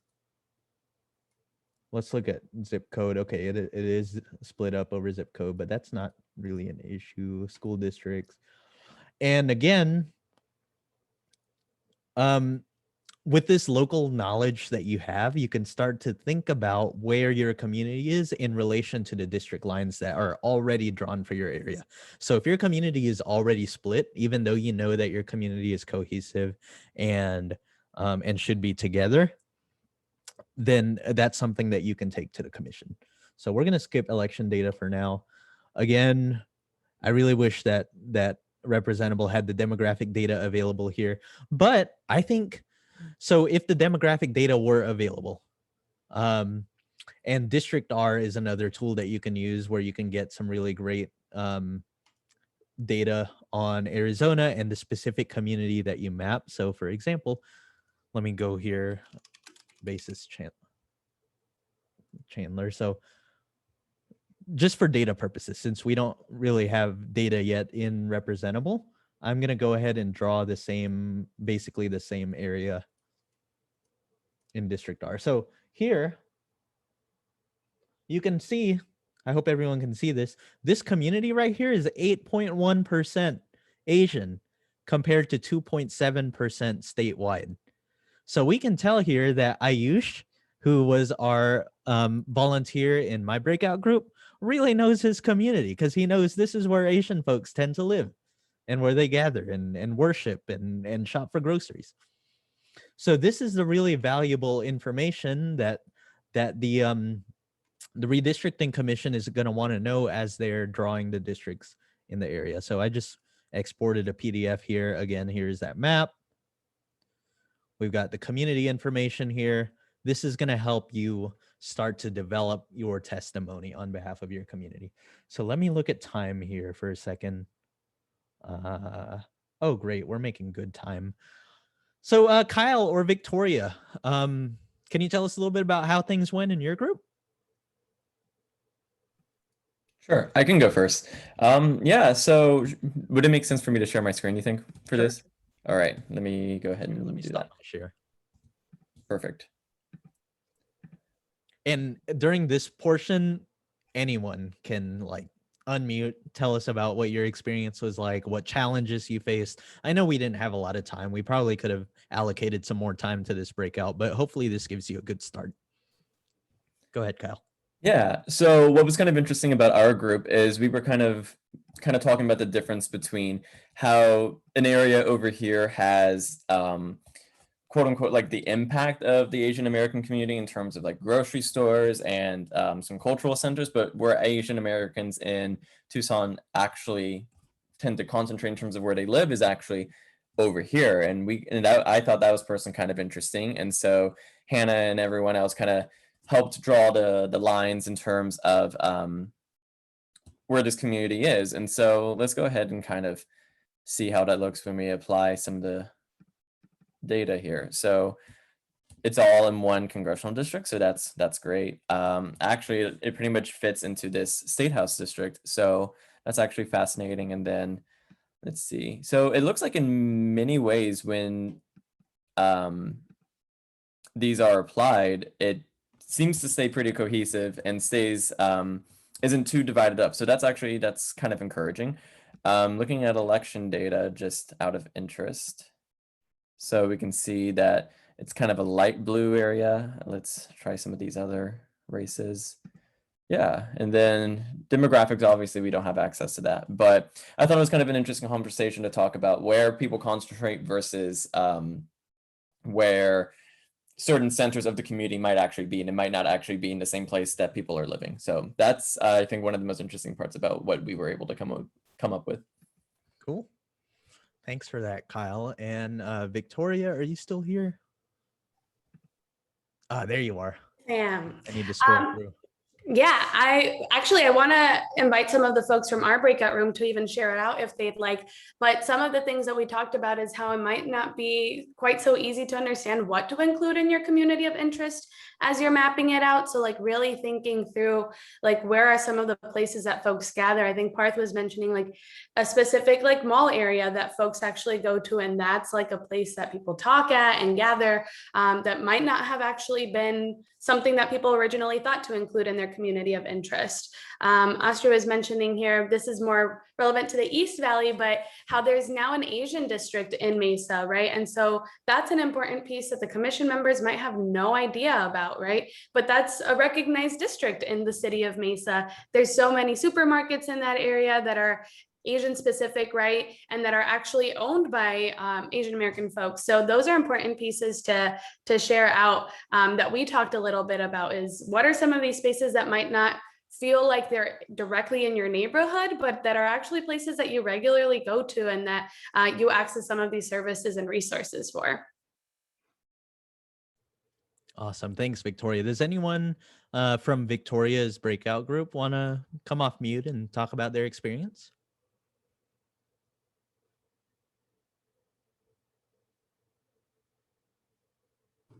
This is Astria. Hey, Astria. Hey.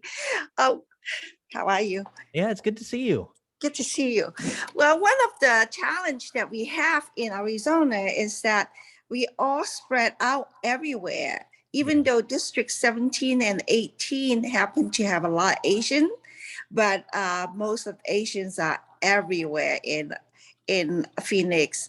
And so the way that we gather a lot of times is, of course, is supermarkets, but they are all in the same district in Mesa. There's 5 Asian markets on the same street. So my question is that how do we do the redistricting when it's so difficult, other than trying to use the census data? Mm-hmm. Mm-hmm. That's a really good question, and you brought up a really good point. Like Asian Americans in this area in Mesa are pretty spread apart, but they constitute a large percentage of the area as a whole, right? There's a lot of them, and so we want to be cautious about the way that we propose our district lines be drawn. Like we don't want to unintentionally pack ourselves into one district where we only have significant political power in that district. So if, as you're saying, Astria, the Asian community in that area is pretty spread apart, but there are large numbers of them, perhaps that community could comprise a large percentage of several districts in the area. That way, the Asian American community in the Mesa area actually have a big say in electing candidates in multiple districts instead of just that one. But that's a really good question. Victoria, I'm curious, just based on your local knowledge in Arizona, is there anything that you'd want to add to that? No, that sounds exactly right. It's when we're talking about communities of color, it doesn't mean that we all need to be in one place and that's exactly our one district, because it's referring right back to that minority vote dilution that Raymond was talking about before. Is we know that there's a good number of us in different places, but that doesn't mean that all of us need to be in that one district, right? If we want to make sure that our new elected leaders for the next 10 years actually reflect our communities, we need to make sure that we have an opportunity to run in multiple districts and not just that one, right? If we're trying to make sure that there's enough Asian American like actual representation in the state legislature, what does it look like to be able to run in the district that you actually live in instead of only the districts where there are like specific supermarkets to your region, right? So totally a good point that we don't want to be all placed in one district, especially if we're kind of spread out already across the valley. Awesome. Thank you for that, Victoria. So at this point, I do want to be mindful of time. I'm actually trying to get y'all out of here before we had planned to end this training. So let's go ahead and move into a quick break. We're only going to take about 5 minutes this time instead of 10 minutes we took the last time. And then we will cover the last section of our training, which is messaging, communications, and advocacy. So let's reconvene. Actually, we'll do a little bit longer than 5 minutes. Let's reconvene at 10 minutes past the hour. So that'll be at, I'm doing time zone math in my head. Let's just say 10 minutes past the hour. Enjoy the music.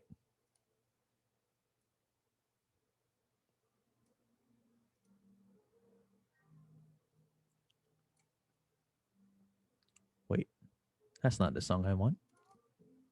There we go.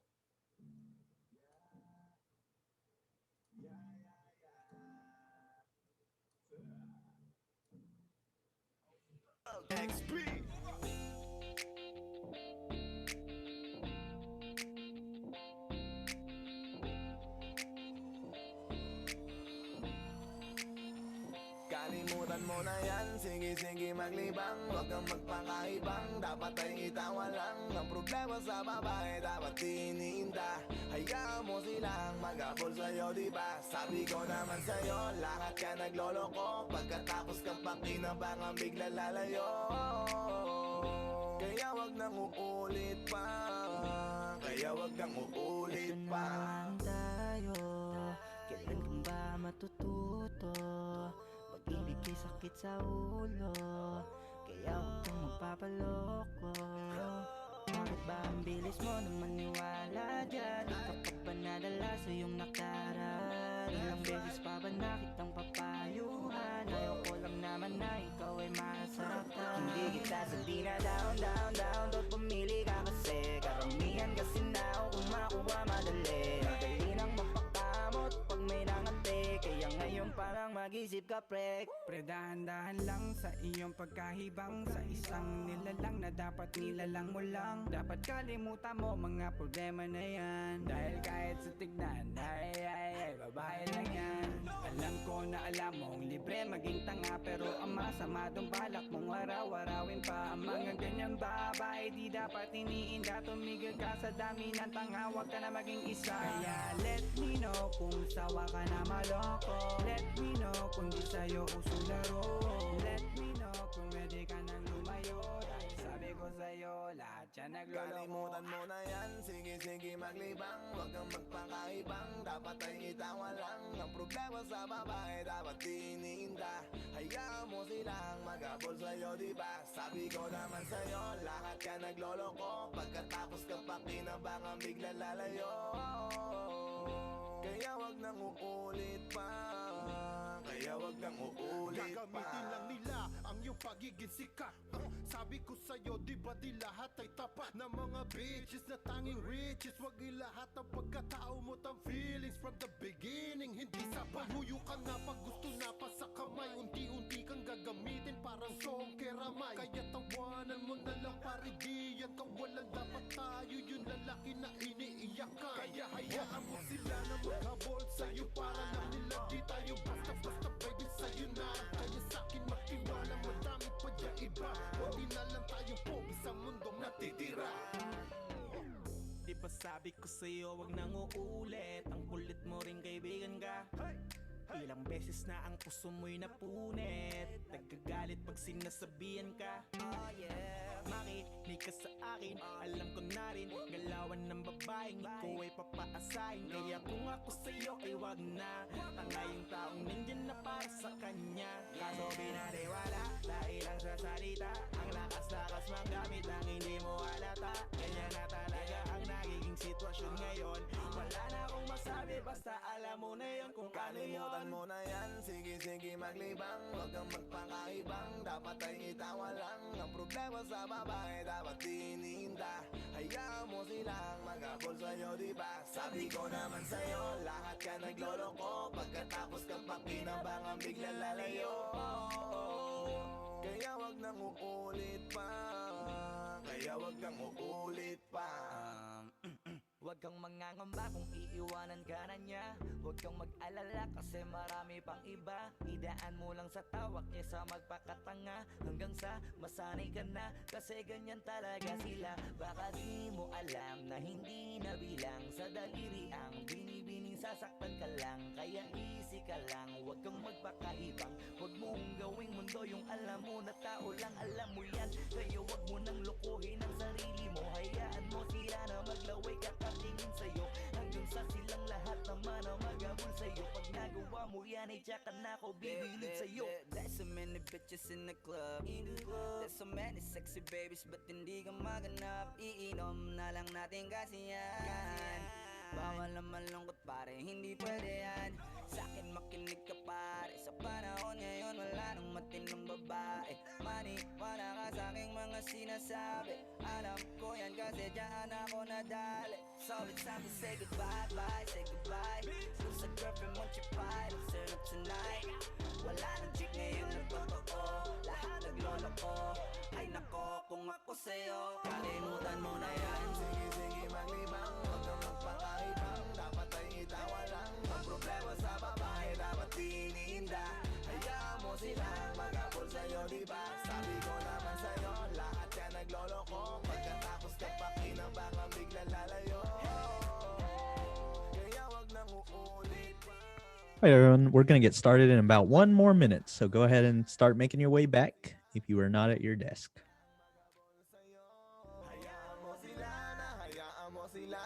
Hayaan mo sila maghabol sa'yo. Hayaan mo sila, hayaan mo sila, hayaan mo sila na maghabol sa'yo. Hayaan mo sila, hayaan mo sila, hayaan mo sila na maghabol sa'yo.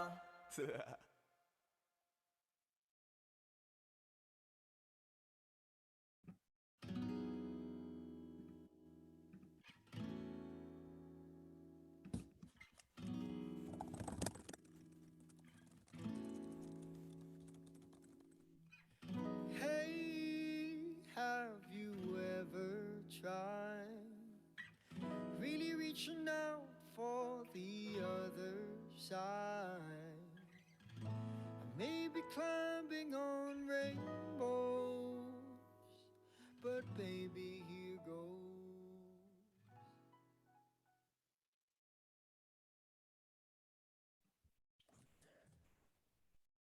Hello again, everyone. Hope you all enjoyed your break. We've now reached the final section of our training. So let's go ahead and cover messaging and communications. So first things first, this is where we are in today's agenda. So as you can see, we got messaging and communications, and then we're going to go into advocacy and giving testimony, and then we will go ahead and close out. So let's shift gears now and talk about, sorry, I just realized I didn't have my video on. Let's shift gears now and talk about effective messaging. Messaging is the way in which we convey disinformation to our communities. We can't do this work alone. We have to constantly recruit volunteers and other supporters to help us along the way, whether that's to provide input and help draw maps using the tools we just used, or passionate folks who are willing to give testimony to a legislative committee when we need to find ways to convey disinformation in an inspiring way. What are some effective messages you can use to help your community understand the importance of redistricting? Place your thoughts into the chat or go ahead and come off mute to tell us.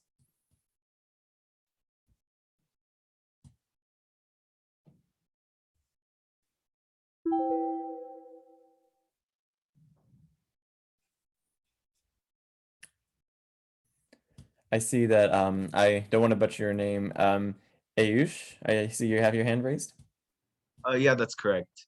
I was gonna say, like, I think for effective messaging, I think that effective like translation and making sure that there's materials available, so that it's language accessible to sort of the large diversity of like Asian American communities. I think that having different languages and having materials available in different dialects is going to be really important. Yeah, I 100% agree. Without multilingual materials, then obviously people who have limited English proficiency may not be able to get the same kind of information or be able to understand it in the same capacity. So that's a very good point. Does anyone else have anything they would like to share? They can either come off, unmute themselves, or they can drop it in the chat.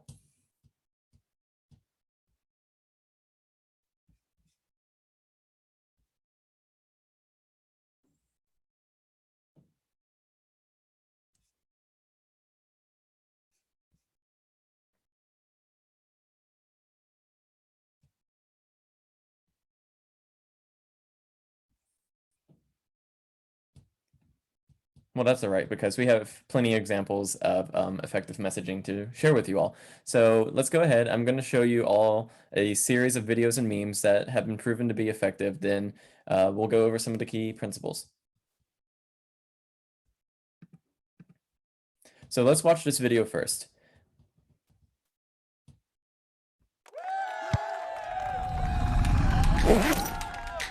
You wouldn't think that was fair. So is it fair when politicians move district lines to choose their voters? Voters pick their leaders. Leaders shouldn't pick their voters.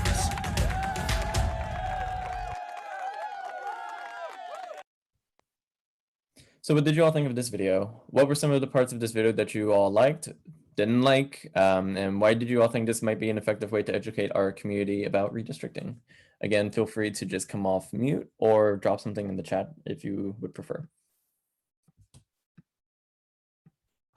I guess I can go first. I feel like this is a good video because soccer is something that a lot of people understand. Like, it's a pretty basic game that doesn't have complex rules or anything, and it would be effective to explain to like even people who don't understand how the government works. And it's like using an analogy to explain, such a complex idea. Like gerrymandering doesn't come very easy to such people, or redistricting doesn't come easy. Like, people don't understand it as well. So using soccer is an effective way to do that.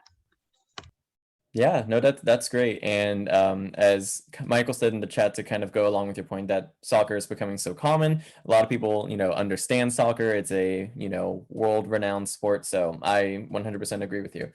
Let's see, we have some other comments in the chat. Ayush says, I think it gives a good visual analogy and it has some humor mixed in. Humor is definitely an effective messaging tool. So that's a very good point. Faiza, hopefully I said your name right, said, I like the voters choose leaders, not the other way around. That is a very, very effective. It's got that pathos, that bit of an emotional appeal. And I think, that's an effective tactic. Let's see. Lizzie says it's elegant in its simplicity. Christopher says leaders shouldn't pick their voters is so impactful, never really considered in that way. Christine says it connects redistricting to an accessible concept like a soccer game. And Abigail says it doesn't use any complex vocabulary. It has simple lines that have a big impact. And one more. Hannah says it's short and gets to the point across in a straightforward way. I would 100% agree with just pretty much all of this. Thank you all for your comments. Let's go ahead and watch the second video. And let me just interject for a second to say that we are going to be, I don't think I mentioned this yet, we're going to share all of these slides with you. We're going to share the recording of today's webinar with you, in addition to a document that actually gives you all of these videos and some of the memes that we're going to be showing you in a bit. And you are more than welcome to use it for any purpose, to share with your community, to recruit people to the effort, whatever you'd like to do. With the folks that you see here on the right side of your screen, Frameshift, Fair Representation in Redistricting, and ASO Communications, have all given us their full permission to share any of these. So if it's helpful, feel free to use it. Yeah, so let's go ahead and watch the second video. Nobody knows our communities better than the people who live in them. But for too long, a handful of politicians have divided us into districts serving their political interests instead of our community's needs. By joining together to speak out on community districting, we can make our communities whole and deliver for our schools, communities, and families. Great. So same questions. What did you all think? What were some of the parts of the video you liked? Is there anything that you didn't like?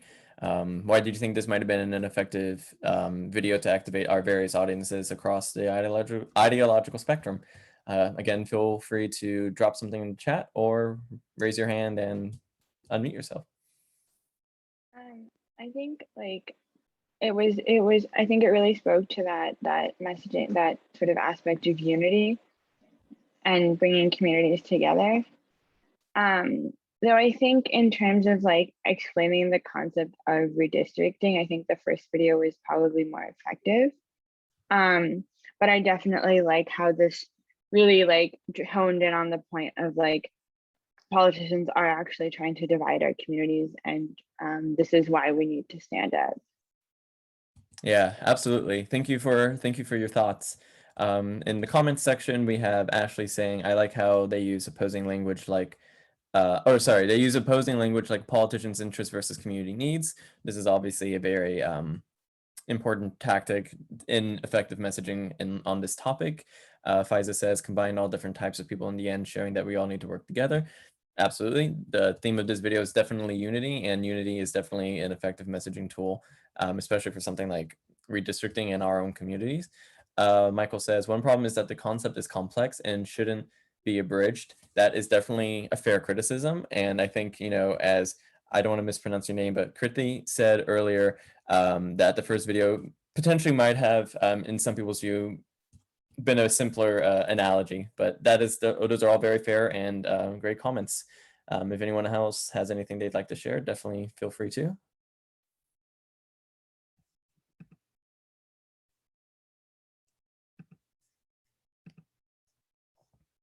All right, we'll just go on to some of the key principles. So here are some of the key principles to keep in mind as you continue to engage in this work. First, we want to make sure that we make redistricting about equity across races, zip codes, and backgrounds. Everyone is a stakeholder during the redistricting process. Redistricting touches everyone, especially in a place like Arizona where the public schools are ranked number 49 in the nation. Everyone has a say. Secondly, we want to create a sense of urgency within our community by tying redistricting to lasting impact. Remember, redistricting only happens every 10 years. The district lines that the Redistricting Commission draws today will be in use for the next 10 years, for better or worse. So we've got to make sure that we get it right this time. So thirdly, we want to call out the villains for dividing us. We want to emphasize to our community members that voters should pick their leaders, not the other way around, as the video said earlier. Our district lines must be drawn in a way that is fair and equitable for everyone, not just the incumbent politicians. Again, we want to tie redistricting to personalized impact. Redistricting truly touches everyone. When talking to our communities about redistricting, we want to be positive and inspirational. Sure, we want to call villains for dividing us, but what are we looking for in the end? We want our communities to be united. So again, redistricting is super important because the maps that are being drawn right now will be around for the next 10 years. So here's an example that makes that clear. Here's another example that makes that very clear. And check out this example. So up top, we've got a segregated water fountain. This is an image from back in the day, but look here at the bottom.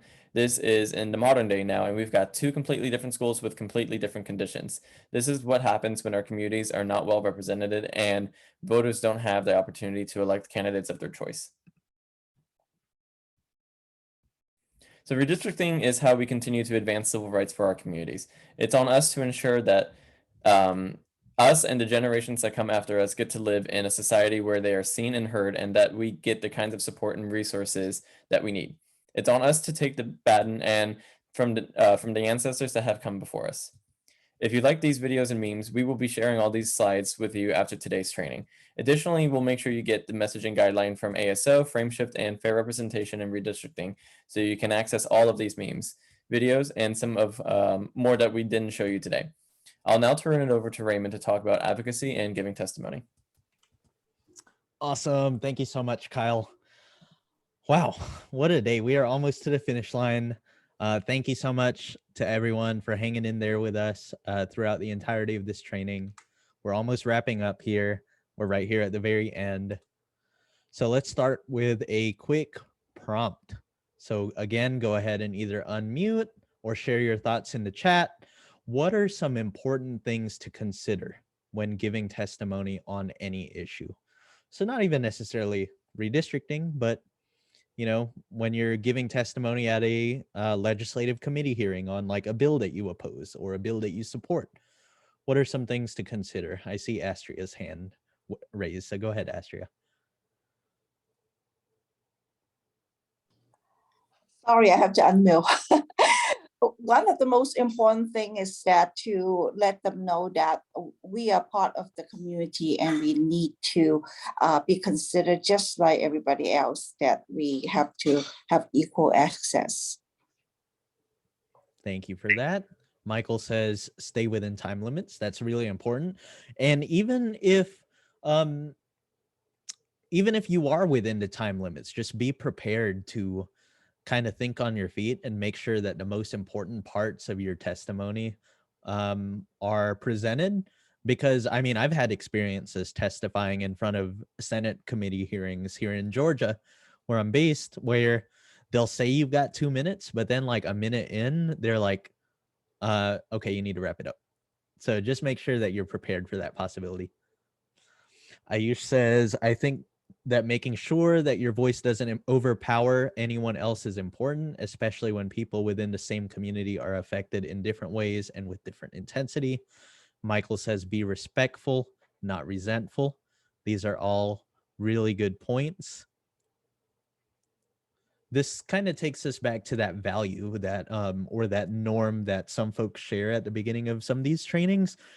Some of y'all may have heard of the concept of step up, step back.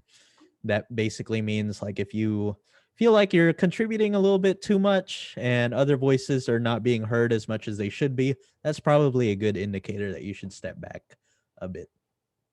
Aditi says some important things to consider when giving testimony on any issue are language. Powerful language can convey a bigger meaning, so choosing the right words can make the testimony more captivating and powerful and allow them to resonate with the bigger message. 100% yes. Sarah says personal impact. Lizzie says keep it simple, tell the story. Personal stories that reflect local and national histories resonate. Anecdotes. Be prepared and have facts organized to back up your argument. These are all really great examples, and it makes me kind of wonder, have y'all looked at the rest of this presentation that we're giving you today? Because this is awesome. Y'all are 100% on top of it already.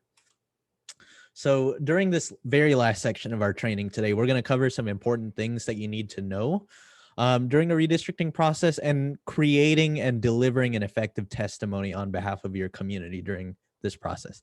So now by this point, we hope that you have a better understanding of what redistricting is and why it matters. And now you've also been exposed to the process of community mapping. Now, specifically, we want to equip you all with the tools that you need to create and deliver an effective testimony on behalf of your community, knowing what you know now about the redistricting process and community mapping. So in this section, we're going to cover the following. We want to make sure that people understand how to use advocacy strategies during redistricting and highlight some of the most effective methods. So obviously, we're in the middle of COVID right now. The pandemic is still among us. So we're going to spend some time talking about the digital or virtual strategies that groups might want to consider to participate in the redistricting process. We'll also review what makes a strong public testimony and some of the best practices to include. And finally, we'll cover how regular people like me and you can work to ensure that the redistricting process is accessible and transparent. We know that COVID protocols might be pushing some states towards closed meetings or limited public notice. For example, and correct me if I'm wrong, Victoria, but I believe that all of the commission meetings in Arizona are going to be in person. And I'm not aware of, well, I think you can submit written comment as well, but the actual oral testimony piece is in person. Is that right, Victoria? Yes, that's right. Okay, cool. So why does the actual advocacy piece of this matter? So it's great that now we have all of this great knowledge about redistricting and we know how to map out our communities using the representable tool. But the third piece of this is actually taking all of this information to the commission. We want them to know what we know about our community so that they take that into consideration when they're drawing these districts. So advocacy around redistricting at the state and local level can yield big results in support of your organization's redistricting goals, while also giving your volunteers and your organizers engagement opportunities to share their stories with members of the Redistricting Commission. Stories are a really big part of giving testimony and effective advocacy strategy, as some folks mentioned in the chat. Getting the public involved in the redistricting process is a really great way to give a voice to communities and create access to the political process. Many groups and communities have never engaged with redistricting. So this is a really good opportunity to bring more voices into a space that has traditionally been full of lobbyists, other outside actors who might have access to more resources than the rest of us. But what we bring to the table is our very specific and specialized knowledge about our own local communities. So through community input and testimony, there is more of a chance that the mapping plans, the map proposals that we support will be adopted that reflect how our communities see themselves, and we'll be able to build more political power for underrepresented groups that have been split into multiple districts or otherwise have had their votes diluted in the past. So advocacy and engagement allows for stronger oversight of the mapping process. Through public testimony and other engagement strategies, commissioners can be held more accountable to the decisions that they make when they're drawing these district lines. So preparing and delivering testimony helps all of you and members of our community to build valuable skills that'll continue to push our community forward into a more equitable society. You can testify for or against any issue you'd like. Testifying also helps our elected officials understand who we are, why our communities matter, and shows them that we're here and we're not going to remain silent as decisions are made that affect us. So as we mentioned, testifying puts you or your organization on the record, which is important if litigation is necessary down the line. And testifying also helps us build coalitions with other individuals or groups that share our values and gets the media's attention. So Michael is asking, for voting purposes, isn't voting addressed the main parameter that is considered for reapportionment? I'm not sure I 100% understand the question. And Michael, you're also welcome to come off mute if you would like and clarify a bit. Yeah, sure. I guess what I meant is when they consider reapportionment for districts, isn't the main consideration where the voter lives more than things like community centers or cultural features? I mean, isn't the main thing they're looking for where the voters live, what their specific addresses are? I mean, not where they go to church or where they hang out or whatever. Yeah, that's a really good question, Michael. So I'm really glad you brought up reapportionment because that's actually a separate process than redistricting itself. So reapportionment happens before redistricting, and in fact, it's already happened. So when the initial census data is released, in this case, it was back in April, the U.S. Census Bureau released the preliminary results of the 2020 census. And during that process, they reapportioned the number of members that each state gets in the U.S. House of Representatives. So the U.S. Constitution only allows for 435 voting members of the U.S. House of Representatives. And the number of representatives that each state gets depends on their total population. So to a certain extent, you're 100% right, Michael. During a reapportionment process, it doesn't matter where folks go to church, where they worship otherwise at a temple or at a mosque, or where they do their grocery shopping. It just matters that they live in the state of Arizona. And the total population of the state of Arizona will determine how many folks or how many representatives actually are allocated to the state. But for redistricting, which is separate, it does matter, where people are concentrated, where they live, where they go to church, where they do their grocery shopping, because all of those factors are part of that communities of interest analysis. So communities of interest are protected by the Voting Rights Act.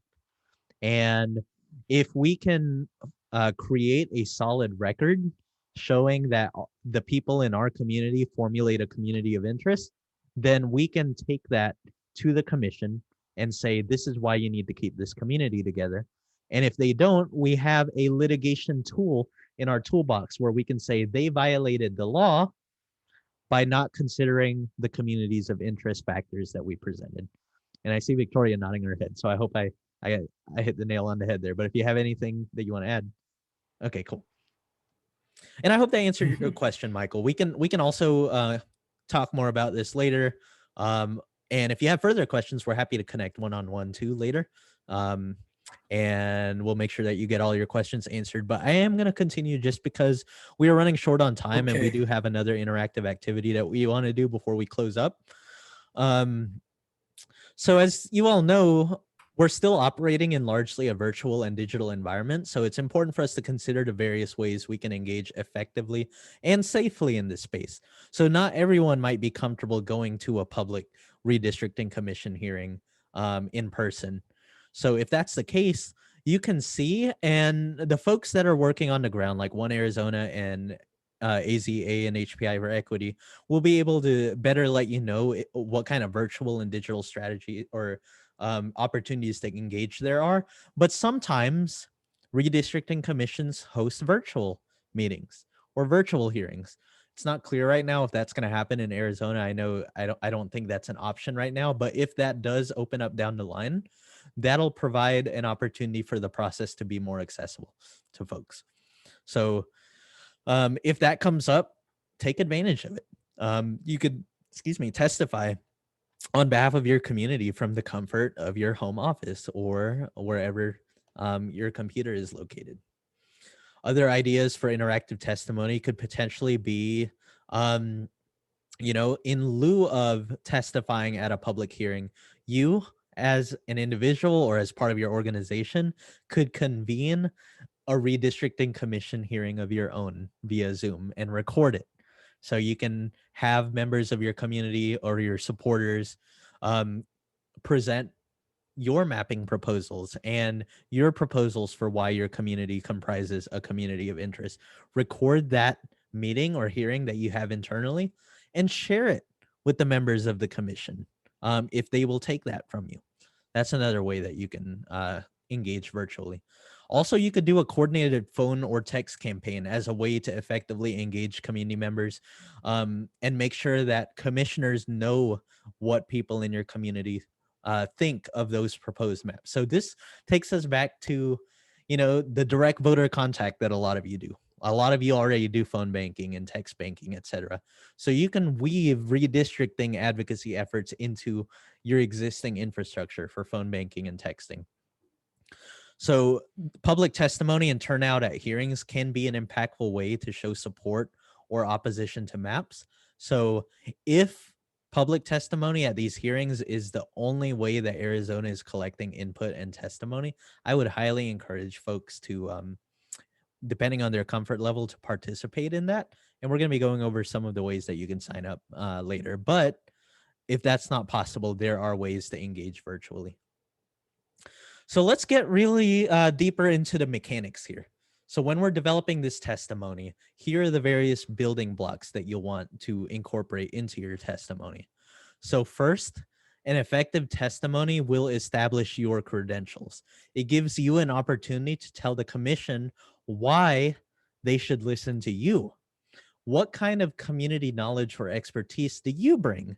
And perhaps you can talk about how long you've lived in your community. And even if you haven't had a strong introduction about who you are, through just incorporating that introduction element, you're creating a connection between you and your audience. The second building block of an effective testimony is identifying the critical point. This means that you've clearly identified the topic and purpose of the critical point of your statement. Basically, what is the point that you're trying to make? Thirdly, the best testimonies will include a story that engages the audience. That is, in this case, the members of the commission. Fourth, and someone said this earlier, you want to make sure that there are facts or evidence to support the points that you're making, and that they are succinctly provided, and you're also providing the consequences of not following your recommendations if they are known. So you could say like something along the lines of, our community has been split in the past before, and this is what happened, and these are the challenges that we face. So we really would like to have the opportunity to remain together this time around. And lastly, you want to specify a very specific ask. What is it that you want the commission or the legislature to do? So again, your testimony should incorporate a story, specifically a story of us, a story that helps connect with your audience, that communicates your values, your community's experiences, and exactly what makes your community special in your eyes. These are all things that you want to incorporate. Stories are powerful because they're specific, they educate, and they communicate. The more specific that your story is, the better. So think about your community and what brings the members of your community together. Be as specific as possible and think about these specifics in terms of those 3 C's that we mentioned earlier, specifically culture and concerns. Stories also educate. At the end, you're educating the commissioners about the difficult choices that perhaps you and the people in your community have had to face in the past. Are there specific needs that your community has had that has not been addressed? And finally, stories communicate your community's needs through your emotions and your personal knowledge about your community. Your testimony is very important regardless of your prior experience or expertise in writing and giving testimony. The commissioners want and need to hear from the citizens that they're serving, not just the political parties, not just the lobbyists, but us, regular people like me and you. But exactly what is a testimony? So a testimony is a written document. A testimony contains the content of what you will say when you are testifying, or it can be the content of what you will submit in writing if you're doing written testimony or written input instead of testifying at a hearing. So testifying, on the other hand, is the actual delivery of your testimony. So remember, testimony is written, testifying is oral. This on your screen is an example of a written testimony submitted by an esteemed elder of the Yakima Nation with significant experience in participating on national advisory boards. So in this case, this community leader was writing to Washington State Senator Sam Hunt, asking for his support in enhancing the Redistricting Commission law in Washington.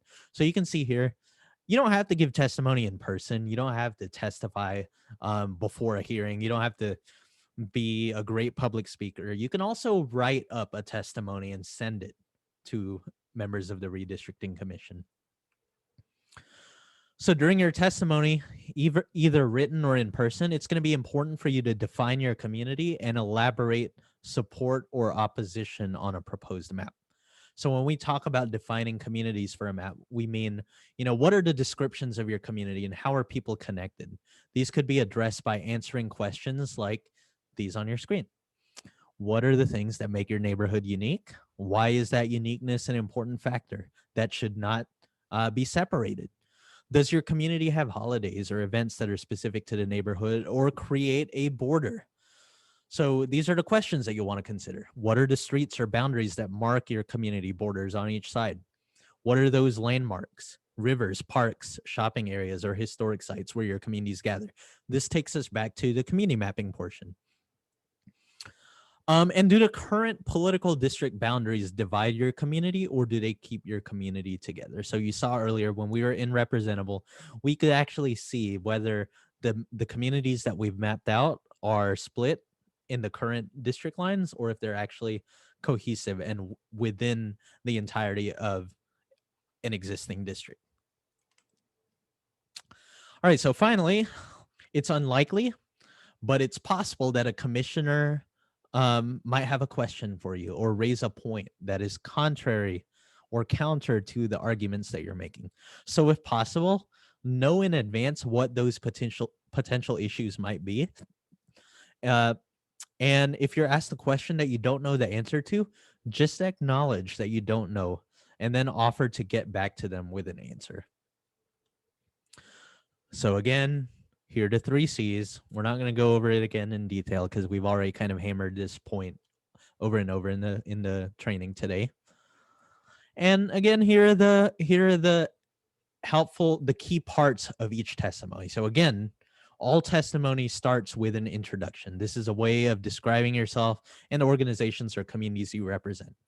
During that introduction, you'll address what your goals are in the redistricting process, what a good map that keeps your community together looks like, or what a map that takes into account a broader coalition could look like.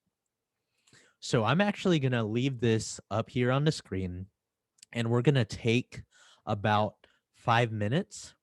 I'm going to play some music and open up like Microsoft Word or the Notes app on your computer, and go ahead and start to just jot down like a 1 to 2 minute oral testimony on behalf of your community. So Ayush could probably write something up about the community of Chandler, Arizona. It'll have an introduction. It'll have a story about his community. It'll be clear on an ask. And in this case, since we don't have any, thank you, Michael. In this case, since we don't have any mapping proposals just yet that we're supporting or opposing, you can talk real generally. You can talk about your community and what brings it together, and try and be as specific as you can. But with that said, we're going to take about 5 minutes. I'm going to play some music, and when we all reconvene, we'll take a volunteer or 2, or perhaps 3, depending on who wants to share, to volunteer to give their testimony. And then we will all have the opportunity to provide some feedback. So I'm going to cut my video off now. I'm going to play some music and go ahead and get started.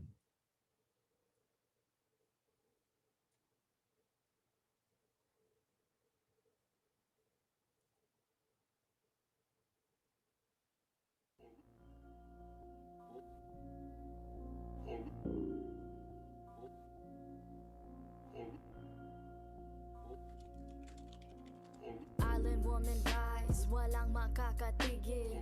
Brown woman rise, alamin ang iyong ugat. They got nothing on us, nothing on us, nothing on us, nothing on us. Island woman rise, walang makakatigil. Brown woman rise, alamin ang iyong ugat. They got nothing on us, nothing on us, nothing on us. Isang bagsak. Yo, fuck a story arc if it don't involve no matriarch. Some mothers work from the ground up, they craft an air like ATR with the butterfly sleeves. Naka-Philippine Ghana, pag nagsalita mga banat ay bala. Wag magtaka kung ako ay makatabulok na sistema. Kurakot sa pera, bagsak, but we put in our heart into darkness. They putting these pigs in the office. Or you thinking you schooling, but you hella lost, cause you best see the boss while atop this. But look at my ate, she moving so cold. Can't hold a candle to her when she glow. Flick at the wrist with the ilaw she hold. Panago sa ilaw, she dripping in gold. We pulling up in a jeepney. All of my soldiers greet me. Hand me bandanas and pull back my hammer. It's warfare when you see me. Skin you alive for my country. I live and die for my country. I kill a pig in a white hooded suit on the low for my country. They got evil plans in the devil's hands, but I don't pray cause I organize. They got new ways to impose strength, but I teach mine how to mobilize. We don't fight for the money, for the greedy, for the white man. All we want is our freedom and the right to live on our motherland. Island woman rise, walang makakatigil.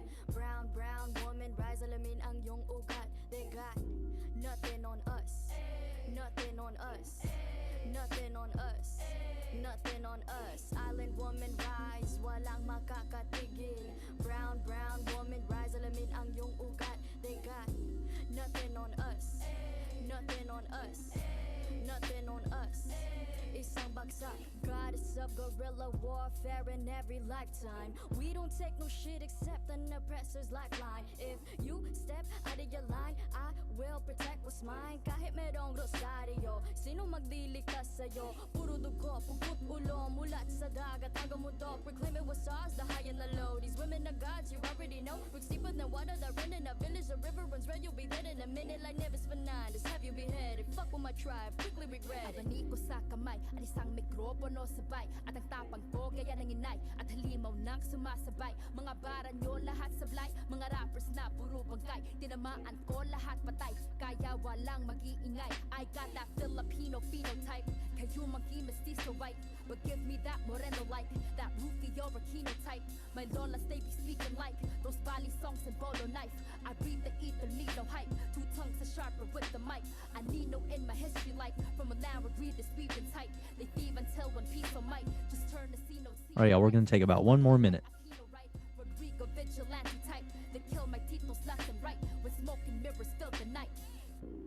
So let it be known, if you don't already, Pinayas have always been part and parcel, if not imperative and critical to the struggle. Filipinas are no strangers to wielding our own power.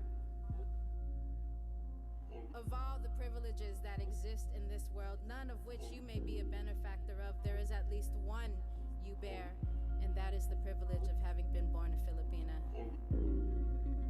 Your DNA contains building blocks made from the mud of over 500 years of resistance and survival, and when you are ready, sis, we'll be right here, right here, right here. Island woman rise, walang makakatigil. Brown, brown woman rise, alamin ang iyong ugat. They got nothing on us, nothing on us, nothing on us, nothing on us. Island woman rise, walang makakatigil. Brown, brown woman rise, alamin ang iyong ugat. They got nothing on us, nothing on us, nothing on us. Isang bagsak. All right, we're gonna go ahead and bring it back together, and let's take a volunteer or two. Who wants to share out the really short testimony they were able to develop in the last 5 minutes or so?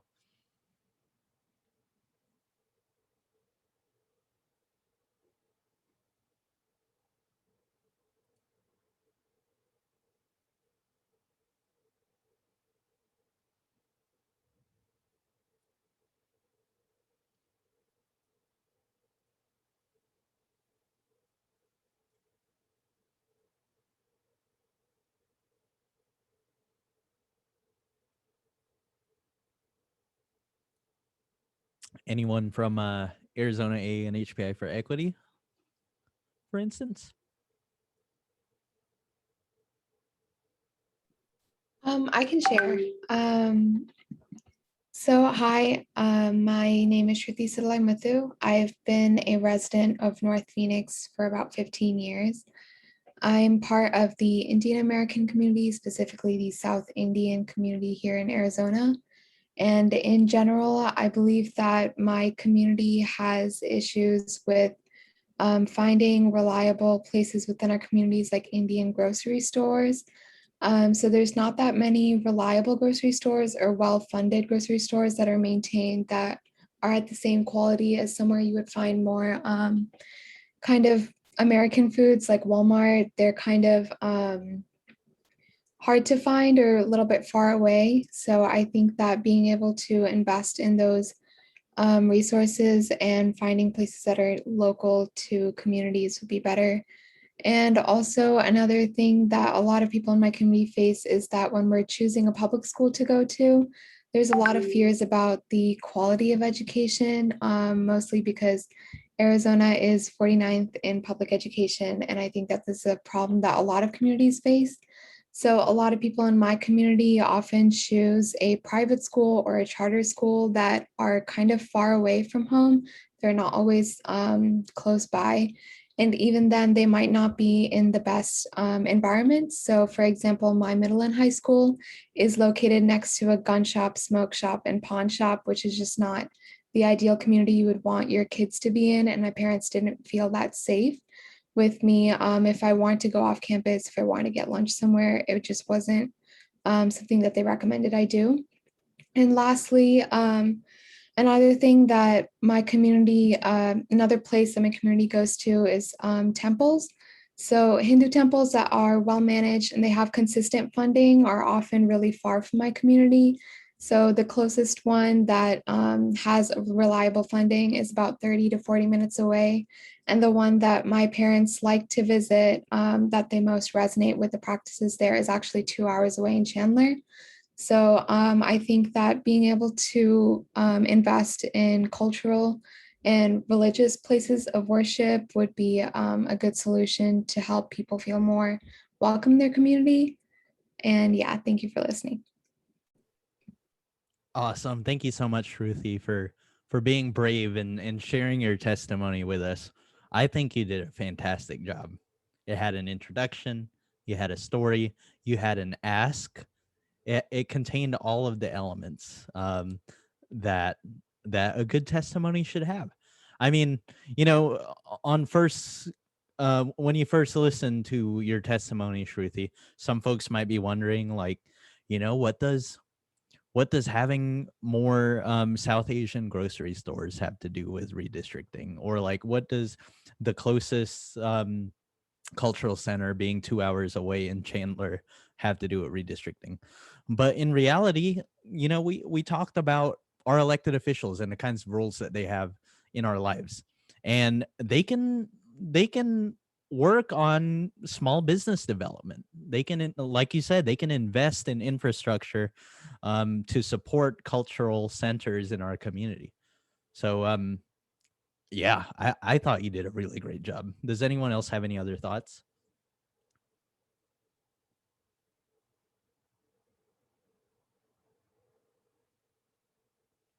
All right. So in the interest of time, since we only have about 7 minutes left in the training, is there one more person that is really itching to go and present their testimony and hear some feedback?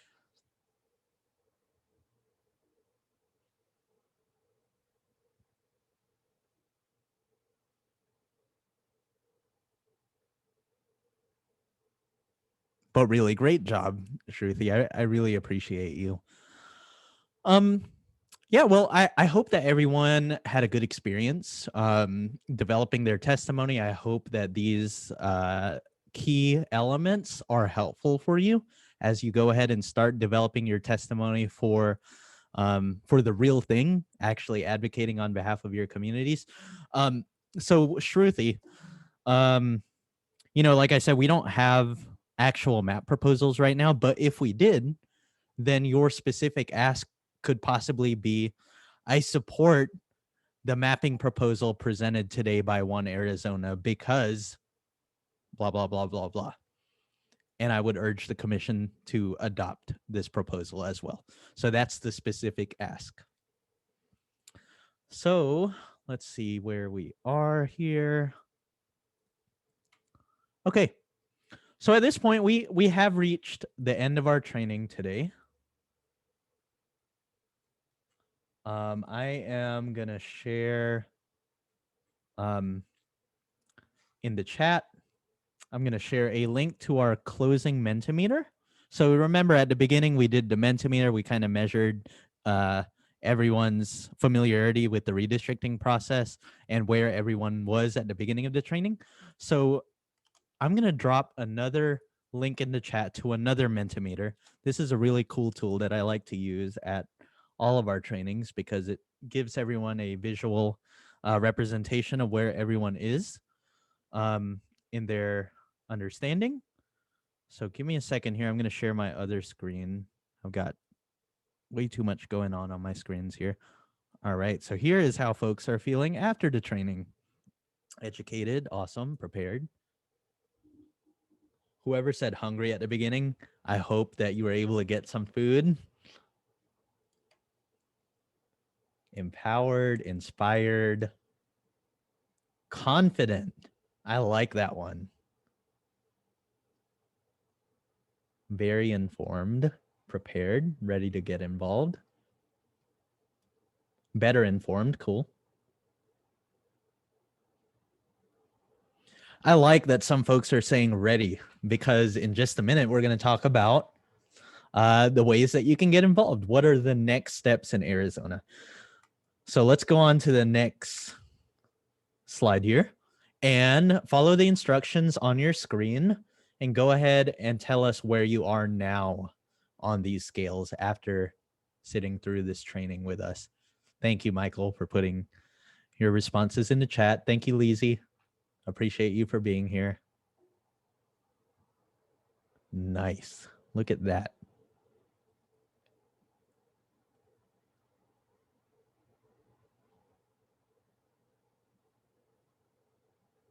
Definitely an improvement from where we were at the beginning of the training. So that's good to know.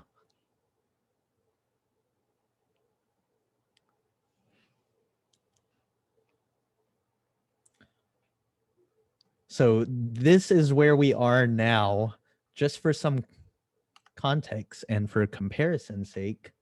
Check out where we were at the beginning of the training. So you can already see that folks hopefully found this training to be helpful. At this point, I'm going to go ahead and drop another link in the chat. This is a link to our evaluation form. Tell us how we did. We are continuously trying to improve this training for the future. This is our 4th state and regional training as APIA Vote, and we've already incorporated some of the feedback that we've received from prior trainings that we've done. So with that, I'm going to go ahead and turn it over to Victoria again to talk about how you can get involved now in Arizona. Thanks so much. I think first and foremost, want to encourage you all to attend a public hearing. We have already started this round of public hearings. There was one this morning. There's going to be another one tomorrow morning at 10 a.m. And I think Jennifer has sent in that link in the chat to sign up to attend. We can make sure to follow up with you to make sure that you have a ride and you have all the resources that you need in order to attend tomorrow if you can. So first and foremost, really want to plug these public hearings. There's one tomorrow in Maricopa County. There's going to be another one in Maricopa County on August 9th. And if you're in the Tucson area, Pima County, there's going to be a couple of hearings on August 7th and 8th. So you've got time to review this material, practice your testimony, start drafting it out. That's like the first big piece that we want to make sure that you're taking away from here is you're that expert from your community, right? So make sure you share your expertise, use everything you've learned today to attend a public hearing and share all of this with the commission. The second piece is submitting a community of interest survey. Now that you know what a community of interest is, and now that you've practiced out drafting your own map and creating this with Representable, make sure that you're submitting a survey that goes directly to that commission. I think that link's also been shared in the chat there. It's that irc.az.gov link. That directly goes to the commission. It's their data collection tool so that as they're preparing their next round of draft maps, they can actually incorporate all of your feedback. So if you're attending a public hearing, this is a great way of just synthesizing everything you're sharing out and sending it directly to the commission. And especially if you're not able to attend, either for health reasons or that timing just doesn't work for you to attend a public hearing, make sure you're submitting a survey. This is going straight into the public record so that it can be included in public maps. This is a way of actually making sure that your input is shared with the commission and it's incorporated in our upcoming maps. And then, lastly, like really making sure you're taking away the tools from this training. Use Representable to draft your own maps, to start guiding what your testimony looks like. Make sure that you're bringing in other people into redistricting with you, right? So are you maybe not like ready to testify on your own? Maybe work with a couple of community members to draft some talking points together. One of you talks at a public hearing and the rest of you go together just to provide some additional support. Make sure that you're encouraging other people to learn about redistricting with you, to attend these public hearings with you. And if you weren't able to complete this entire training, if you joined in a little bit late, or if you need more information on redistricting, we've got some additional trainings through One Arizona in the next couple of weeks. We can make sure to drop the link in that chat as well. Or if you know of someone that couldn't make it today, but is interested in learning how to testify, feel free to share those trainings with them. We're going to be doing them over the course of the next couple of weeks, so that if you're attending a public hearing, you can come in with all of the knowledge and all of the expertise you need to feel comfortable doing so. So first and foremost, show up at these public hearings, share what your community of interest looks like to the commission, and stay involved. Keep an eye out for everything else that AANHPI for Equity is doing on redistricting. Keep an eye out on what One Arizona is doing on redistricting.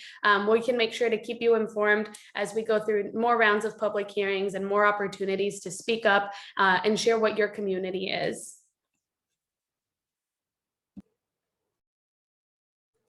And Victoria, is this One Arizona as well, the testimony development workshop? This is that's an older slide. Sorry about that, y'all.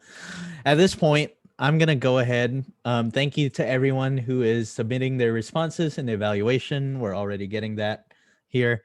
At this point, I'm gonna go ahead and turn it over to Jennifer, who's gonna close us out today. Thank you all for being here with us. APIA Vote appreciates your time. Thank you to Kyle and Victoria and Jennifer for being a part of this training and co-presenting it. And with that said, that's it for my piece. Let me know if y'all have any questions. We're going to be sharing out the slides and a recording after, but I'm going to turn it over to Jennifer to close this out. Thank you, Raymond. I want to give a big shout out. It was an amazing training. I learned a lot personally. So thank you so much to Raymond, Victoria, Kyle, for facilitating the training. And I also dropped a link. It's AANHPI redistricting IRC public hearing, so you could get updates for the Pima County and Maricopa County, because we're organizing folks to attend. So if you need a ride, or we just want to know if you're showing up, if you're going to be attending, so we could meet each other and coordinate. And if you ever have any questions and all that, we'll be updating you with the information based on your contact information. We could update you.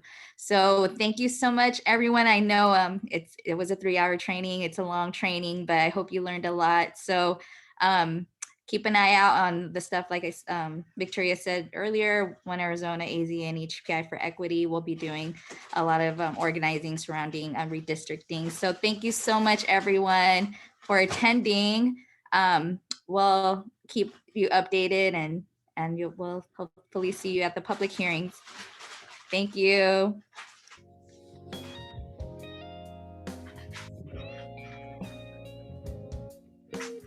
Thank you.